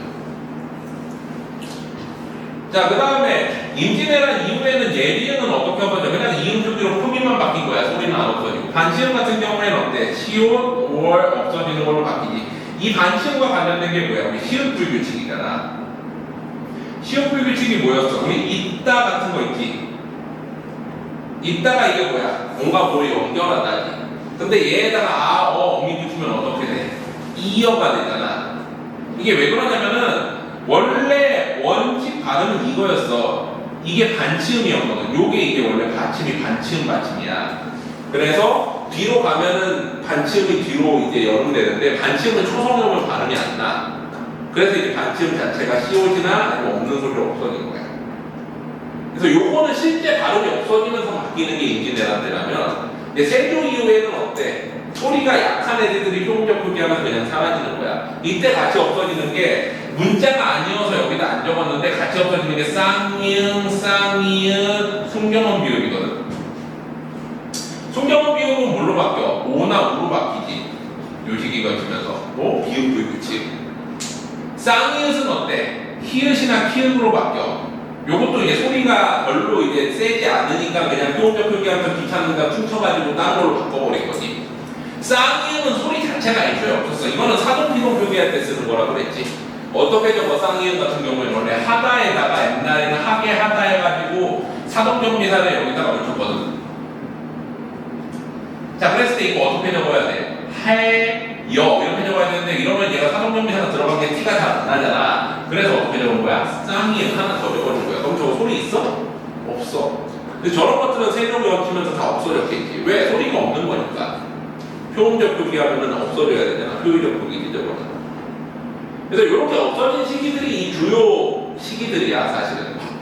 아레아 같은 경우에는 어떻게 없어져? 요때 이제 표기가 없어지는데 이 이전에 이 소리가 다 없어져. 아레아 발음은 어떻게 돼? 16세기 쯤 보면은 뒷소리에서 아레아 발음이 으로 바뀌고 앞소리에서 아레아 발음은 18세기쯤 해가지고 아로 바뀌고. 예를 들어 볼게. 우리가 이제 노을 16세기쯤 되면 이렇게 적어. 어떻게 바뀌어? 노을로 바뀌지. 발음으로 사람들이 해버려. 아래하는 아와 의의 중간 정도 발음인데 노을 뭐 이렇게 발음했던 거를 그냥 노을 이러면서 그냥 없애버려. 그리고 우리 이런 거 있잖아. 우리 참이슬, 참크래커 한글 할 때 이거 어떻게 적어? 참. 총 아니지? 참이지? 저렇게 하면서 어때? 아래 또 아로 바꿔버려. 앞에 오는 아래하는 적글자에 오는 아래하는. 그러면서 어때? 아와 발음으로 다 없어지니까 아래아 발음이 없어졌잖아. 없어지니까 어때? 아, 표기 있을 필요 없네. 그럼 없애버린 거야. 지금도 그런 발음 하나 있지. 뭐 있어? 에와 에. 그건데? 안 되잖아. 이거 구분할 수 있는 사람들은 우리 할아버지 세대 때 다 죽었어. 이미. 그럼 나중에 없어지는, 첫 번째로 없어지는 게 뭘까? 이게 없어질 거야. 우리말에서. 한글 맞춤법 한 번 더 정리하면. 남겨놓을 수도 있긴 해. 표의적 표기로. 근데 없어질 수도 있지. 왜? 구분이 안 되잖아. 이거 구분할 수 있는 사람 있어? 이거와 이거? 우리 맨날 이거 할 때 이거 앞에 가지고 뭐라 그래? 니가 하는 거잖아. 이렇게 말하는 사람이 있어? 없지. 구분이 안 되는 거야. 그것처럼 같이 없어진 거야. 아래아도 그렇게 없어진 거야. 아와 우발음으로 없어지면서 아래아 발음이 소멸되니까 1933년에 보니까 어차피 아래아 발음 없는데 사람들이 다 이렇게 쓰는 거지. 참, 한글 이렇게 적고 있는 거야. 왜? 우리가 학교 숙제할 때는 이렇게 적잖아. 니가라고 발음해도 그렇게 적으니까 이제 한글 맞춤법 통일하려 할 때 어차피 이거 발음도 없는데 없애버려 가지고 없애버린 거냐. 아와 우로 표기하면서 이해돼? 그때까지 사람들은 꿋꿋하게 이렇게 썼어. 1930년에 이전까지. 왜? 이렇게 쓰면 무식해 보이잖아. 마치 우리가 내가라고 안 쓰고 니가라고 쓰는 거랑 똑같은 거야. 학교 숙제할 때 수행평가할 때 니가 하세요 이렇게 적으면은 이거는 학교 선생님이 보고서 너 초등학교 잘 안 나왔니? 라고 물어볼 거 아니야. 그래서 이렇게 적어서 거지 사람들이 그냥 습관적으로.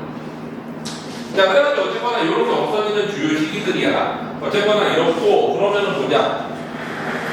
자, 인지네란 이후에 표기 체계의 변화가 나타나는데 어떤 기분 나타나냐? 일단 소리 자체가 하나가 없어져. 뭐가 없어져? 시옷 소리가 소멸해.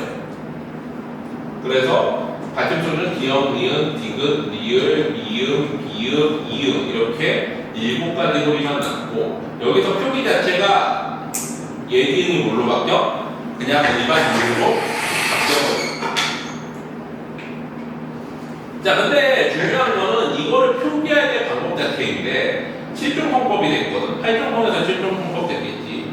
이것도 분명히 표음적 표기야. 근데 여기서 희한한 일이 일어났고 기역, 니은, 리을, 미음, 비읍, 시옷, 이음으로 적어. 무슨 얘기야? 우리가 디귿 발음을 이때부터 뭘로 적기 시작한 거야? 시옷으로 적기 시작한 거야. 이게 되게 오래된 전통이야.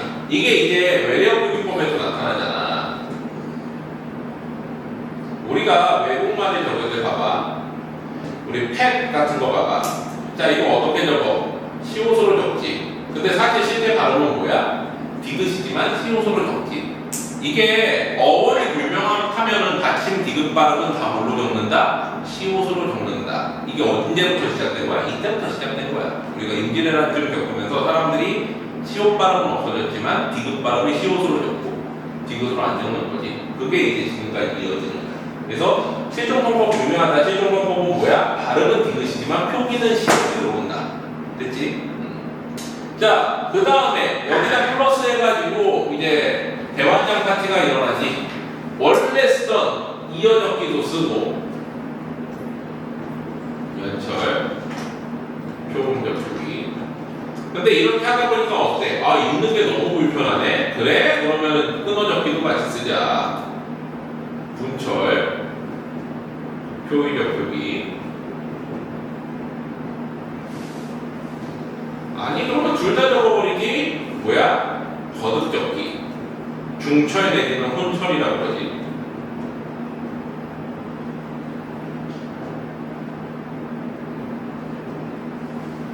이거는 이제 과도기적 표기지. 여기다가 이제 또 문제가 된소리까지 발달하기 시작해. 그래서 같은 시대에도 표기 체계가 수십 가지나 나오게 되는데 이게 봐봐. 문제는 또 얘네랑 발음이 달라. 왜 다른지 볼게. 얘는 두 번 적잖아. 두 번 적으면 발음을 두 개를 다 해요. 인간들이. 자, 예를 들어 볼게. 봐봐. 일단 우리가 꽃은 어떻게 됐겠어? 꽃은 이렇게 적었겠지. 근데 발음은 어떻게 돼? 시옷 받침이 없어지니까 시옷 받침 발음이 없어지니까 디귿으로 됐다가 된소리가 발달되니까 이걸 어떻게 적는다고 해서 시옷계 하명병서나 아니면은 각자 병소를 적지. 그러면 이건 발음이 어떻게 되는 거야? 또 이렇게 되는 거야. 이 세 가지가 다 어떻게? 한 시대에 같이 쓰였어. 시대 흐름에 따라 바뀐 게 아니라 심할 때는 같은 문헌 내에서 쓰일 수도 있겠지. 이해돼? 아주 개판이었다는 거야. 또, 자, 이어적기 해보자. 이어적기 하면 어떻게 적어? 오지. 이렇게 적었을 거 아니야. 그러면 실제 발음은 오지야. 그리고 어때? 된소리 발달하면은 호지 내지는 호지라고 발음하고 실제 발음은 호지 이렇게 됐겠지. 자, 끊어적기 하면 어떻게 적기도 해? 곧 목적지 시종법법이니까 시옷으로 적어야 되지. 이렇게. 근데 실제 발음은 오지. 혹은 된소리 발달하면 어떻게 돼? 이거 혹은 이거. 그러면 이제 발음은 어떻게 돼? 오지.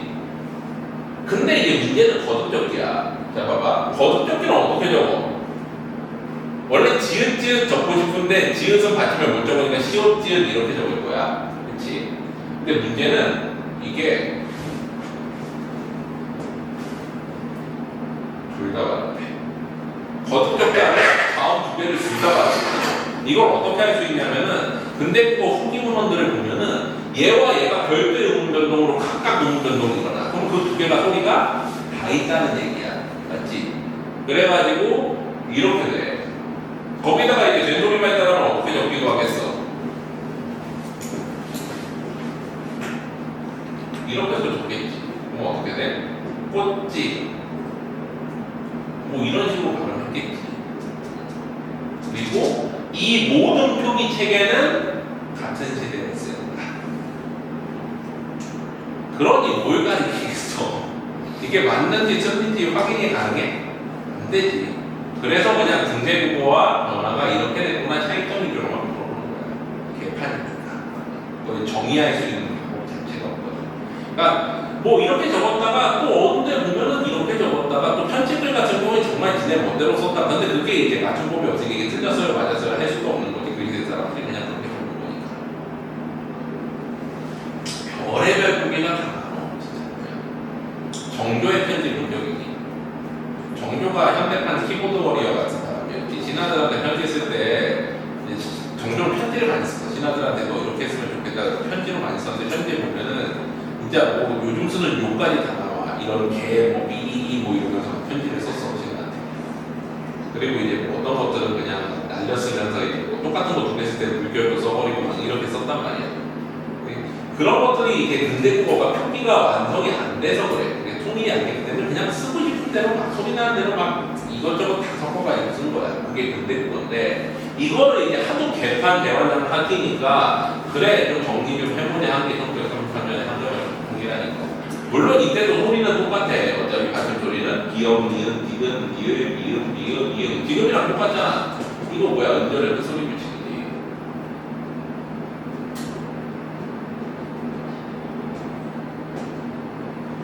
근데 이걸 표기할 때는 어때?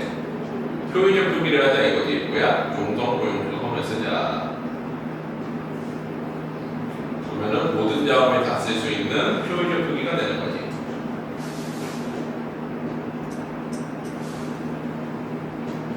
모든 자음의 표기 가능한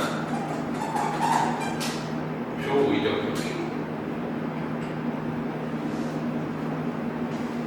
그 다음에 여기다 플러스 뭐 했어? 끊어적기 했으니까 완전한 표의적 표기가 된 거지. 그래서 현대국어는 가장 표의적 표기에 가까운 표기 체계야. 여태까지 나왔다. 세조 직후는 뭐야? 가장 표의적 표기에 가까웠던 시대인 거고 오늘날은 가장 표의적 표기에 가까운 시대야. 또 어떻게 적어? 소리 나는 거랑 상관없이 이렇게 적잖아. 또 꽃이도 어떻게 적어? 꽃이 이렇게 적지. 꽃이요.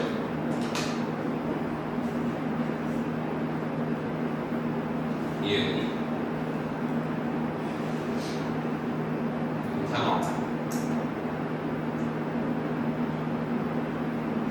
되는 거.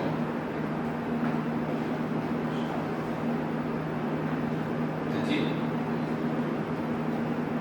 10분만 쉬었다가 이어가지고 다음 이론으로 나가자.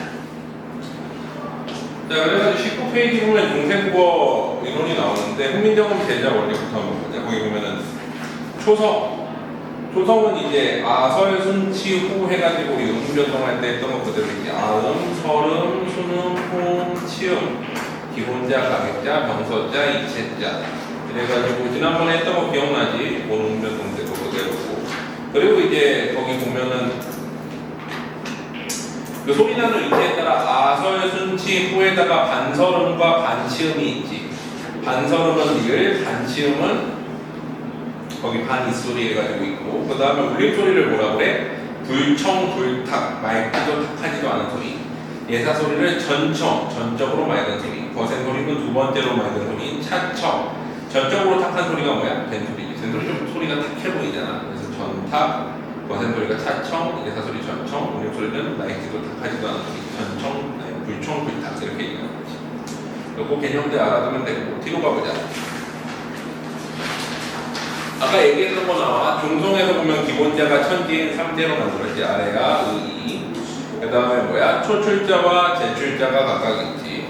초출자는 이제 처음 아래아와 의를 만나가지고 만든 아나, 오, 의와 오와 어 같은 것도 있고, 제출자는 야여, 요요, 그 외에는 다 뭐야? 합용자로 치는 거지. 자, 그 다음에 중성은 초성을 다시 쓴다 라고 하지. 자, 그래가지고 표기법은 아까 얘기했던 거야. 중성조용 초성, 팔중성 가주경, 초성조용 팔자 해가지고 팔중성으로 쓰다가 근대국어 가면 어때? 칠중성 나오고, 다시 이제 현대국어에서는 이제 표기적 표기, 중성조용 초성을 다시 사용하는 거지.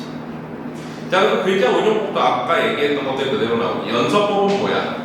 이제 수능 계열들, 미음, 피음, 쌍비음 아래 이음을 붙여서 순경음을 만드는 거지. 순경음은 어떤 발음이었어? 보통은 이제 V 발음인데, 우리가 순경음 비음이 나오는 경우는 거의 이제 대부분 이 두 가지 사례가 대표적이거든.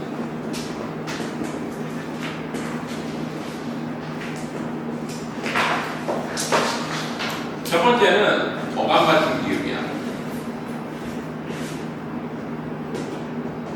두 번째는 객체 높임 선언어감이 습제부에서 써.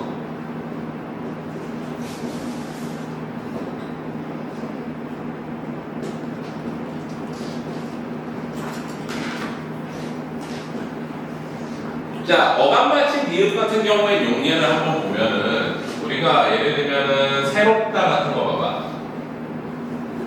새롭다에다가 아나 어미를 붙이면 어떻게 되겠어? 새로 원래는 이렇게 되겠지. 근데 중생국어 때는 이걸 어떻게 표기해? 연음시켜서 이어적게 하잖아. 그러면 이거를 어떻게 표기하는 거야? 새로 바인데 뒤로 이동하면 어때? 이게 V 발음이 되면서 숙명음 비읍으로 표기하는 새로바. 근데 이게 세주 이후에 가면은 숙명음 비읍이 없어지거든. 그러면 어떻게 적어? 이거를 새로와 이렇게 적거든. 그러니까 숙명음 비읍이 반모음 오우 발음이 W 발음으로 바뀌는 거지. 이렇게 바뀌었다가 이제 이게 모음 효화가 파괴되면서 새로워가 되는 거지. 이해돼? 그러니까 어감 받침 비읍은 이제 아나 어를 만나가지고 뒤로 보내면 어때? 이제 순경음 비읍으로 바뀌어. 또 모음이나 모음 접사 만나도 그래. 예를 들면 옛날에 숫다가 숫다였어. 숫다. 이게 오늘날의 숫다거든. 숫다가 여기다가 쉬이를 붙이면 어떻게 돼? 접사, 부사와 정비사인 쉬이. 오늘날에 쉽게 해당하는 혹은 쉬하다 이런 거잖아. 자, 그럼 어떻게 돼? 이게 연음되면서 숲비 이렇게 되는 거지. 자, 그 다음에 객체느낌 선언어미는 객체느낌이라는 거는 뭐야? 우리 국정어나 부사어를 높일 때 쓰는 거라고 했잖아. 우리 이거 높임법 할 때 했었지? 기억나? 높임법 할 때 중세국어 높임법까지 했었지? 상대 높임, 객체 높임, 주체 높임, 선언어미들 했었지, 윤종아? 했니?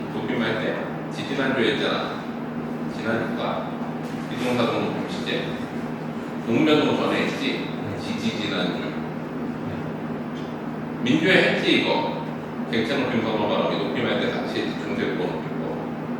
기억나? 안 나? 뭐 이런 게 있었던 건 기억나지? 자 봐봐. 예를 들면 우리가 먹다 같은 경우에는 어때? 먹는 대상을 높이려면 먹쌌다 이렇게 써야 돼. 근데 여기 다 대신에 뭐를 붙여? 아나 어를 대신 붙여보자. 자 그럼 어떻게 돼? 연음되면서 먹싸바 이렇게 적었어. 근데 이게 세조기 이후에는 어떻게 돼? 먹싸와 이렇게 바뀌겠지. 명령을 갖다도 높이면 명령 자체를 높일 때 어떻게 돼? 받잡사 이렇게 쓰지. 명령 받잡겠습니다. 근데 다 대신에 아나 어를 붙여보자. 그럼 어떻게 돼? 명령 받잡아. 그러다가 어때? 세조 이후에는 받잡아로 바뀌는 거지.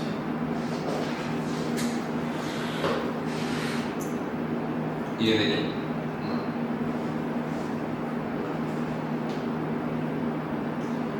자 그래가지고 손경음 비읍은 보통 저럴 때 썼고 그 외에 손경음 미음이나 손경음 피읍이나 손경음 쌍비읍 같은 것들은 한자어 표기할 때 썼어. 우리말 발음 중에 이게 없었어. 요 발음들은 이거는 한자어를 이제 표기해 줄 때 동국정식 한자어 표기법 해가지고 이제 최대한 중국 원음에 가깝게 써줄 때 쓴 거야. 특히나 요 손경음 피읍 발음은 뭐야? F 발음이. 그래서 사실 우리가 F 표기할 때 학자들이 이렇게 쓰자고 하는 사례도 있기는 해. 뭐 카페 같은 것도 이렇게 적겠지. 커피 같은 경우에도 이렇게 적고. 근데 그렇게 안 적지. 자 그 다음에 이제 병서법. 병서법은 좌우로 붙여 쓰는 거지 좌우를. 그래서 똑같은 걸 좌우로 붙였으면 각자 명사. 서로 다른 거를 붙였으면 합용명사인데 합용명사는 아무거나 두 개 붙일 수 있는 건 아니고 앞에 오는 게 딱 제한돼. 시옷, 비읍, 그리고 비읍, 시옷 이렇게 세 가지 경우뿐이 없어. 합용명사는. 그 중에서 시옷이 오면 뭐라고 봐? 보통 된소리 표기라고 보고 비읍과 비읍, 시옷 계열이 오면 앞에 빈자리가 있으면 그걸로 이동시켜서 발음하는 어두자음분 개념이라고 보는 거지. 어두자음분은 뭐의 반대야? 어마이자음분의 반대잖아. 닭이 이렇게 되면 이거 어떻게 발음해? 달기. 왜 뒷자리가 비어있으니까 이동시키는 거잖아. 반대로 그러면 어때? 저기 뭐야? 부모께 그러면 이렇게 했단 말이지. 그러면 이게 앞으로 이동해서 부모께 이렇게 되는 거지. 이해돼? 아, 깨는 이거 아니다. 때지. 이때, 이 플러스 때 하면은 이렇게 적어야 돼. 이거는 이때 이렇게 가는 거지. 이해돼? 자, 그래가지고 요런 것들이 이제 그 어두자음 개념인데 요거를 어떻게 적었다? 합용문을 손 적었다. 자, 부서법은 쉽지. 아래 하나는 아래쪽에, 이 계열은 우측에 붙여 쓴다. 세종까지 그냥 그렇게 정해놓은 거야. 자, 그 다음에 성문법, 초성, 중성, 중성을 갖추어서 적는다. 우리가 이제 가구 같은 거 적을 때도 가구 이렇게 적지 이렇게 적지 않잖아. 따로따로 적지 않지 알파벳처럼. 왜? 우리는 음절 단위로 묶어쓰는 음절 문자지. 이거 이제 세종 때 만들면서 성문법이라고 부르는 거야. 이해되지? 자, 한번 21페이지까지 끝났어. 읽어보자. 자, 표기 방법. 중세국어의 표기 방법은 아까 얘기했듯이 이어적기, 거듭적기, 끊어적기 세 가지가 있었는데 중세국어 때는 주로 이어적기를 쓰다가 근대국어 가까워지면서 뭐가 나오기 시작해? 끊어적기와 거듭적기가 나오기 시작하고 중요한 거는 거듭적기는 어떻다? 두 개를 다 발음했다. 아까 얘기했지. 그래서 근대국어 가면 개판이 되는 거지. 거기 표기법 변화 봐봐. 중세국어 이어적기가 보편적이지만 근대국어로 가까워질수록 뭐가 보이기 시작해? 끊어적기가 보이기 시작하고 근대국어는 어때? 끊어적기가 확대되고 거듭적기가 보이고 일부 이어적기가 남아있어. 그냥 이렇게 말했지만 쉽게 말하면 뭐야? 개판인 거지. 쓰고 싶은 대로 썼다는 거야. 그러다가 현대국어 오면 어때? 끊어적기로 고정되는 거지. 자, 그 다음에 사이소리도 봐봐. 우리가 의문변동 배우면서 사이소리인데 사이소리의 종류가 우리말에는 원래 두 개뿐이 없지. 현대국어에는 사이시옷하고 니은자고 얘는 표기하지 않는 애, 얘는 표기를 해주는 애인데 중세국어 때는 어때? 소리 나는 대로 적다 보니까 이게 훨씬 더 많았어. 생각해봐. 우리 사이쇼도 소리 나는 대로 적으면 뭐로 적기도 해? 니은으로 적기도 하고 디귿으로 적기도 하고 이렇게 적어야 될 거 아니야. 왜? 발음이 달라지잖아. 음운 환경에 따라서. 그래서 옛날에는 사이소리 표기할 수 있는 게 훨씬 더 많았지. 왜? 표업적 표기를 했으니까 소리 나는 대로 다 적어줬을 거 아니야. 그래서 거기 보면은 기억도 있고 디귿도 있고 비읍도 있고 순경음 비읍도 있고 여린이읍도 있고 반치읍도 있어. 그러니까 앞뒤 음운 환경에 따라서 사이소리를 다 다르게 적어준 거야. 이해되지? 근데 이건 외울 필요는 없고 중간에 뭐 생뚱맞게 소리가 들어가 있거나 한자어 사이에 특히나 이렇게 자음 하나 떨렁 들어가 있으면 뭐야 사이소리구나 생각을 하면 돼. 그리고 이 중에서 사실은 시옷은 원래는 뭐로 보기도 해? 관형적 조사 형태로 보기도 하지. 뭐뭐의 해가지고 이건 아예 이제 관형적 조사 형태로 해가지고 갖다 붙이거나 뭐 이러면서 많이 썼기 때문에 시옷 사이소리 같은 경우에는 어때? 관형적 조사로 가. 통상 중세국어에서 사이소리로 안 보고. 근데 이것도 학자마다 견해가 달라. 학자마다 견해가 다른 이유가 전에도 얘기했던 우리 학교문법 처음 정리할 때 기억나? 고전문법은 어디에 포함되지 않는다? 학교문법에 포함되지 않는다.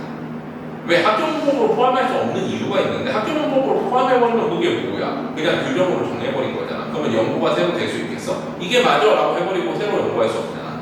그래서 고전문법은 계속 바뀌어. 왜? 새로 연구될수록 이게 추가되고 지금까지 몰랐던 내용들이 새로 추가되기도 해. 그러다 보니까 학교문법처럼 딱 규정으로 정해놓을 수가 없는 거지. 그래서 학교문법에 포함되지 않고 이 어미 체계도 좀 달라. 우리가 선어말어미, 어말어미 명확하게 구분하잖아 학교문법은. 근데 중세국어는 주체 높임의 선어말어미인데 선어말어미가 아니라 그냥 어미인 것 같기도 하고 막 이런 식인 거야. 그러니까 명확하게 딱 떨어지게 나누지 않지. 우리 대표적인 게 이거잖아. 기억나? 봄, 고전시가 할 때 되게 많이 나오는 거. 봄, 옷 기억나? 대표적인 거 달아, 높이고, 또 끝이야. 머리고, 밑조시가. 높이고 뭐야? 높이. 머리고, 멀리 뭐 이런 식으로였지. 이거 뭐라고 배웠어? 강세, 전미사. 앞에 거를 강조해주는 전미사. 근데 뭐로도 쓰여? 강조, 조사로도 쓰여. 근데 똑같은 형태가 어디에도 쓰여? 선어말어미로도 쓰여. 그러니까 이게 선어말어미, 조사, 전미사 부분이 명확하지 않은 거야, 중세국어는. 근데 그냥 우리가 현대국어에서는 부분에서 쓰니까 그렇게 부르는 건데 사실상 이게 어때? 붙으면 앞에 말을 그냥 강조해주는 거나 형식 형태 속이면서 예를 들면 이제 높이 할 때 높이곰 이러면 접사에 가깝잖아. 근데 부모 곧 아니시면 이렇게 하면 어때? 뭔가 이게 교사 같은 느낌이지. 앞에 거를 강조해주는 부모가 없으셨다면 하면 부모를 강조하면 또 아니 아끼 놓다 할 때 아끼 놓다 이렇게 적으면은 아끼다가 이게 아끼다거든 오늘날에. 그리고 나가 뭐야? 나가 현재형이야. 현재형 선어말어미에다가 옷 다 보면 어때? 이게 강조해줘가지고 실제 현대국어로 보면 어때? 아니 아끼는구나 같은 느낌으로 표기를 한 거야. 이 경우에는 이제 또 선어말어미 비슷하게 쓰이지. 선어말어미도 사실은 중세국어에서 명확하게 딱 선어말어미 하기 뭐하니까 강조어미 정도. 근데 위치가 어말어미 앞쪽이고 그냥 선어말어미라고 부르기도 하고. 또 현대국어가 가장 큰 차이점 중에 하나가 뭐야? 매개모음이라는 게 수시로 들어오지. 그러니까 사실 학자들이 연구를 할 때 이게 왜 들어갔는지 모르겠고 중간에 이어주는 소리면 그냥 다 매개모음으로 쳐. 예를 들면 우리가 중세국어 말고 현대국어에서는 주체 높임 선어말어미를 시, 의시 이렇게 두 가지로 나누잖아. 그래가지고 의시는 어떻게 써서 받침이 있을 때 의시 쓰고 받침이 없을 때는 시를 쓰지. 하, 시다, 의시다. 그러면 선어말어미 어때? 의시와 시가 똑같은 걸로 보잖아. 이 형태로 해가지고. 근데 중세국어에는 의가 붙으면 이게 뭐야? 중간에 연결해주면 매개모음이고 어미가 아니야. 이렇게 얘기해. 근데 이게 학교문법이랑 다른 부분인 거야. 근데 그거를 학교문법에 때려 맞춰가지고 이거 선어말어미의 일부야라고 할 수 있어? 안 돼. 이건 계속 연구 중인 거잖아, 사실은. 그래서 이 학교문법 학자들이랑 다르단 말이야, 연구하는 사람들이. 그래서 그런 것들을 좀 감안해 놓고 봐야 돼. 학교문법이랑 좀 차이가 있다. 우리가 지금까지 배워왔던 기회들이. 자, 그 다음에 이제 동국정운식 한자음 표기법 보자. 동국정운식 한자음 표기법은 뭐야? 동국, 동쪽 나라의 정운, 바른 소리라는 뜻이지. 우리가 보면서 이런 거야. 봐봐. 우리가 버스라는 단어를 적을 때, 한글로 적을 때 이거를 버스라고 적을 거야? 버스라고 적을 거야? 아니면 버스라고 적을 거야? 이게 세종대에도 있었던 거거든. 세종대에 보면은 우리의 한자 발음과 중국의 한자 발음이 이미 어때? 차이가 나기 시작했어. 명나라 기준이면. 우리는 그 이전의 한자를 받아들여가지고 그 이전에 고어 한자를 그대로 사용하는 거고 중국 사람들은 자기네 네이티브니까 계속 바뀌는 거지. 우리 이런 거 있다. 봐봐. 우리가 배우는 라틴어는 네이티브가 있어? 없어. 로마 시대 때 다 죽고 나서 라틴어의 네이티브 스피커는 한 명도 없단 말이야. 근데 그거를 다 누가 왜 카톨릭 사례들이 다 배워서 사용을 하지 라틴어를. 그럼 그 라틴어는 바뀔까? 안 바뀌어. 네이티브들만이 자기 말을 바꿀 수가 있어. 네이티브 아닌 사람들은 함부로 바꿔도 바꾸는 게 아닌 거야. 그러니까 이렇게 되는 거지. 웃기는 현상이 일어나는데 우리가 중국에서 한자 발음을 받아들였을 거 아니야. 근데 그 발음을 우리는 몇천 년 전 거를 그대로 쓰는 거야. 안 바뀌거든. 근데 중국 애들은 계속 바뀌어서 지금의 발음인 거지. 이해돼? 자, 그래가지고 우리 발음은 일본 발음보다도 훨씬 더 옛날 거야. 일본이 중국 한자어를 받아들일 때보다 훨씬 나중에 받아들였잖아. 그래서 중국의 학자들이 옛날 중국 발음을 연구할 때 우리나라 발음을 참고를 해. 가장 옛날 발음이거든. 우리 발음. 우리가 가장 먼저 받아들인 국가 중에 하나고 그거를 그대로 운용을 해왔다는 거야. 그러다 보니까 명나라 때 보면은 우리가 이제 중국이란 발음 자체가 어때?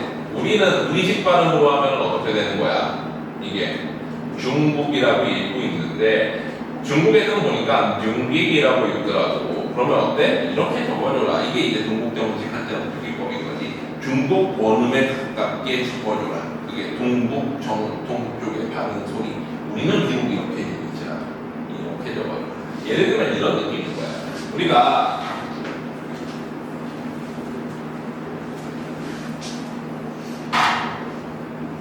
자, 개화기 때 이 단어를 봤으면 어떻게 적었을까? 별의별 걸로 다 적었겠지. apple, offer 뭐 이렇게 많이 적었을 거야. 근데 오늘날에는 어떻게 굳어졌어? 이걸로 굳어졌지. 대부분의 사람들이 이거 애플이라고 있잖아. 아이폰이라고 있고. 자, 근데 이렇게 쓰지 말고 세종대 어떻게 적으라는 거야? 야, 원어면 어떻게 적어? 이런 느낌. 이렇게. 근데 이게 방식이 몇 가지가 있어. 자, 첫 번째가 원음에 가까운 한자어 표기. 거기 봐봐. 대표적인 용례. 원음에 가까운 이상적 표기. 실제 우리가 사용하는 발음이 아닌 명나라, 그러니까 중국 발음에 가까운, 명나라 발음에 가까운 표기를 해라. 또 그 다음에 성문법은 뭐야? 받침 소리가 없어도 받침을 적어줘라. 왜? 중국의 글자는 상국의 글자인데 함부로 그 발음을 초성, 중성, 용성, 이리가 있는데 앞으로 적지 마라. 중성까지 다 적어줘라. 그러니까 실제 이거 에오풀이라고 읽는 건데 받침을 적어주라는 거지. 소리가 없는 자리는 뭐를 적어주라? 이응을 적어주라. 자, 그 다음에 중국의 한자 리을 발음은 우리식 리을 발음과 좀 달라가지고 입성 발음이야. 즉 뭐야? 짧게 끊기는 발음이라서 그걸 표기하기 위해서 끝에다 여린 이응권 하나 적어주라. 뒤에 이게 이영고래라는 거지. 이영고래는 뭐야? 리을로 여린 히읗으로서 리을을 보완해라. 이영 몸으로서라는 뜻이야. 이는 써이자야. 영은 여린 이웃을 나타내지. 보완해라. 뭐를 보완해라? 리을을 보완해라. 이런 뜻이야. 이영고래는 동국정문식 한자어 표기법에서 쓰이는데 그 외에 하나 더 쓰이는 데가 있지. 어디야? 관형사형 전성어 및 리을에도 여린 이웃을 적어줄 강세구어는. 그리고 관형사형 전성어 및 리을하면 뭐 생각나? 우리 표준발음법 27항 관형사형 전성어 및 리을 뒤에 된소리는 뭐 생각나지? 그래서 학자들이 처음에 이거 그 관형사형 전성어 및 리을 뒤에 여린 이웃 적는 걸 보고서 뭐라고 생각했냐면 된소리구어라고 얘기하기도 했었어. 근데 요즘은 연구하다 보니까 그게 말도 안 되는 소리라는 게 뭐 니은 앞에도 리을이었죠. 막 이런 식이야. 그럼 얘는 어차피 된소리 안 되잖아. 그럼 된소리구어가 아니겠지. 그래가지고 요새는 뭐라고 해주니까 하면 저르고 소리를 끊어주는 이것도 입성 표기에 가까운 것이다. 소리가 빨리 끊기기 때문에 이렇게 적어준 거다. 한자어도 입성이라서 적어줬듯이 관형사형 전성어 및 리을도 우리가 입성식으로 짧게 끊고 지나가기 때문에 입성 표기라서 적어준 거다. 그렇게 얘기를 해요. 왜 그러냐면 입성이라는 게 뭐냐면 우리가 받침이 올 수 있는 소리가 8가지가 있잖아. 그 중에서 길게 발음할 수 있는 거 생각해보자. 각 길게 발음할 수 있어. 기억받침? 안 되지. 간 길게 발음할 수 있네. 그 다음에 뭐 있어? 기억니는 안 되지. 리을 갈 길게 발음할 수 있지. 그 다음에 어때? 감 길게 발음할 수 있지. 길게 발음할 수 있는 거의 공통점은 뭐야? 울림소리야. 안 울림 소리들은 길게 발음 못해. 시옷 받침도 길게 발음 못해. 자, 그럼 어때? 걔네들 뭐라고 부르는 거야? 우리말에서 입성이라고 불러. 빠르게 끊기는 소리. 울림 소리들은 입성이 아닌 거지. 이해돼? 그래가지고 거기 밑에 봐봐. 성조강정부터 한번 보자. 자, 우리는 원래 6성조가 있어. 6성조라는 건 뭐야? 성조가 6개로 나누어질 수 있다는 거야. 봐봐. 일단은 입성과 입성 아닌 걸로 나누고, 입성 아닌 거와 입성인 것들도 각각 점 하나 찍거나 점 2개 찍거나 점 없거나 이렇게 3가지씩으로 나누고 원래 육성조란 말이야. 근데 세종대왕이 중국의 사성조를 못 따서 사성조로 했어. 그러니까 어떻게 보면 되게 사대주의적인 인물인 거지. 세종이 되게 창의적인 인물이기도 하지만 어떤 면에서 되게 유교군주야. 정조도 사실 되게 창의적인 군주인 것 같지만 되게 유교군주지. 그 머리 좋은 사람들의 특성 중에 하나인 것 같기도 해. 어느 정도 보수를 받아들여야지만 자기 의지가 굳건할 거 아니야. 바보가 아닌 이상 자기가 왕인데 진보적인 것만 추구하면 자기 권력이 날아가겠지. 정조가 대표적으로 이제 그 되게 그 진보적인 사람이지만 되게 보수적인 모습 보여준 게 그거잖아. 문체반정. 박지원이 그것 때문에 걸려가지고 나라갈 뻔했잖아. 박지원이 자꾸 이상한 글 쓰는 거지. 원하 얘기만 그래가지고 기존의 고문과 안 되는 이상한 새로운 글씨체를 써. 그러니까 신하들이 저런 거 그냥 놔두면 안 되는데 이건 저거 그냥 놔두지 마세요. 그랬더니 어때 정조가 박지원한테 뭐라고 불러가지고 너 계속 그러면 죽을 수 있다. 그래가지고 이제 박지원이 그런 거 안 쓰잖아요. 원하 얘기 같은 것들. 그러니까 새로운 문체를 쓰는 걸 되게 속도를 극혐했던 거지 정조가. 물론 지는 키보드 어려워서 편지에 이상한 거 한글로 막 쓰지. 그래서 한글로 막 썼던 것 같아. 한자로는 그렇게 쓰면 안 되니까. 어쨌거나 그래가지고 이제 이것도 그래서 중국의 사성조를 본다 가지고 했는데 사실은 육성조야. 왜 그러냐면 우리말은 입성과 입성 아닌 게 있고 입성인 것도 어때? 점 없거나 점 하나 있거나 점 2개 있는 게 있지. 점이 없다는 건 뭐야? 낮고 짧은 소리. 점이 하나 있는 건 높고 짧은 소리. 점이 2개 있는 건 아래에서 위로 올라가는 소리지. 자 그러면 입성이면은 점 없으면 어때? 낮고 짧으면서 빠르게 끊기는 소리. 점 하나면 높고 짧으면서 빠르게 끊기는 소리. 점 2개면 아래에서 위로 올라가면서 빠르게 끊기는 소리겠지. 이해돼? 그러니까 점이 있으면 그걸로 높낮이를 조정하고 받침소리를 가지고서 빠르기를 조정을 하는 거지. 근데 이거를 나누면 6개가 돼야 되는데 그냥 입성은 퉁치고 4개로 하는 거야. 자 여기서 다시 생각해 볼 거. 리을은 그래가지고 입성이 아닌 거지. 우리말에서 길게 발음할 수 있어. 근데 한자어 리을은 어때? 입성일 거라는 거야. 그래서 그걸 뭐를 적어줄 거야? 연인 이웃을 적어주고 관형사형 근성어비도 우리말이면 어때? 우리 뭐 먹을 것, 할 일 이런 거 하면 할 일 이러지 않잖아. 먹을 것 이러잖아. 먹을 것. 몇 월 며칠 이런 것도 한자니까 몇 월 며칠 좀 빠르게 끊기는 경향이 있지. 그래서 연인 이웃을 적어줬더라고 봐. 이해되지? 이어본에는 입성 표기의 확률이 높다. 사실은 어땠는지는 몰라. 어떻게 알아? 근데 그냥 연구해본 결과 그런 것 같다라는 거야. 근데 그런 가설들을 배우는 건데 사실 그래가지고 고전문법에서 이런 가설들 같은 경우에는 수능에 안 나왔었어. 재작년까지. 작년에 나왔지. 그래서 이제 고3 되면 이것도 배워야 된다.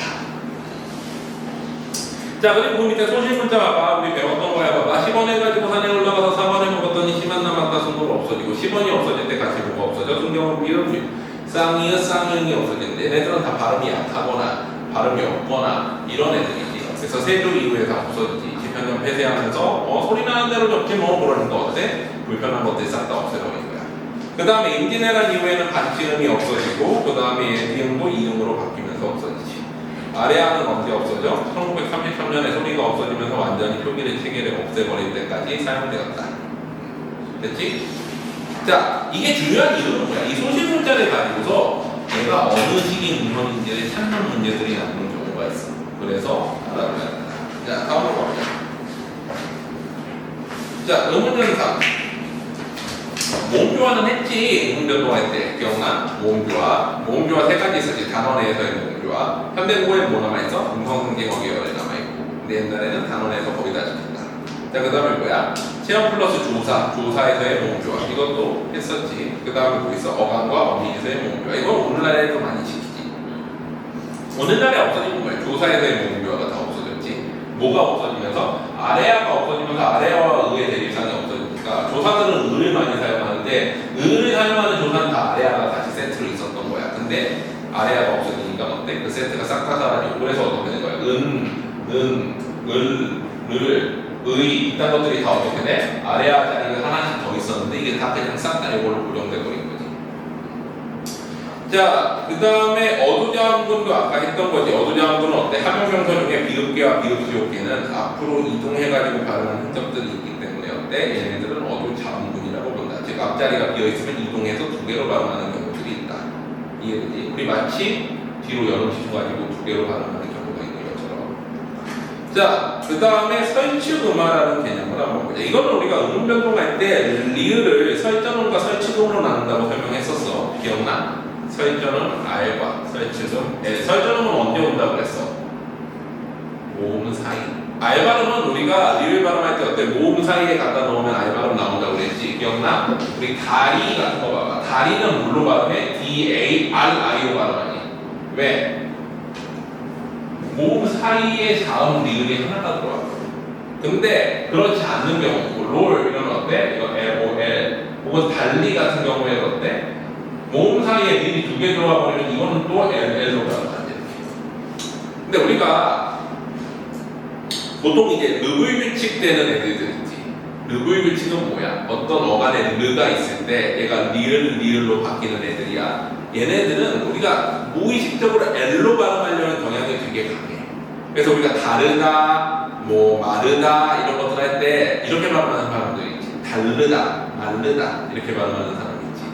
또 이제 그 어떻게 돼? 달라, 말라 이렇게 가잖아. 그래서 얘네들은 왜 이런 현상이 일어나느냐라고 구조문법 학자들이 생각을 했을 때의 변천 과정을 보니까 원래 우리가 다르다나 마르다 같은 거가 어가 붙으면 원래 규칙 활용하면 어떻게 돼야 되는 게 원칙이야? 봐봐.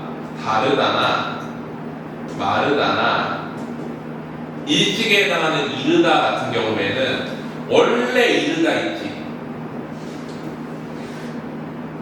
자, 이르다는 세 개가 있어. 자, 일러,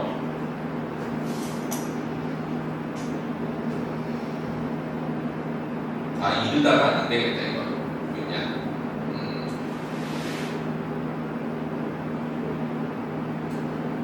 뭐지?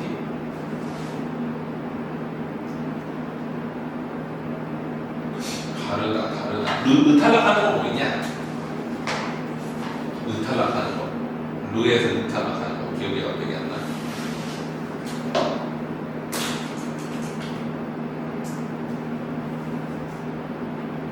뭔지? 왜 생각이 안 나냐? 빠르다 아니고 이르다, 벼르다, 벼러. 그러네. 벼르다.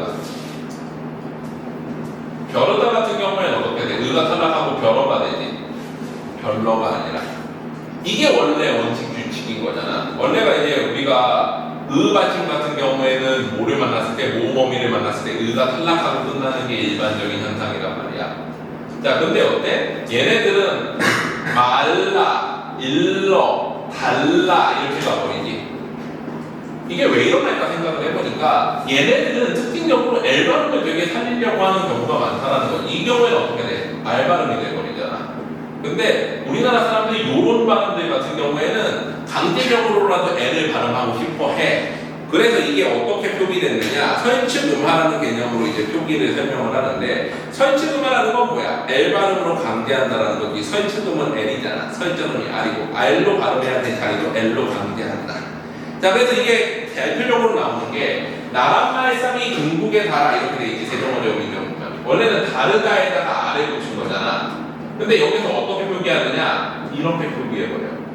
근데 생각해봐. 세종어제 어민정음은 이제 세종 이으니까 이어적기 안 해적기야. 근데 왜 끊어적기 했을까? 라고 했을 때 사람들이, 학자들이 이렇게 생각할 거야.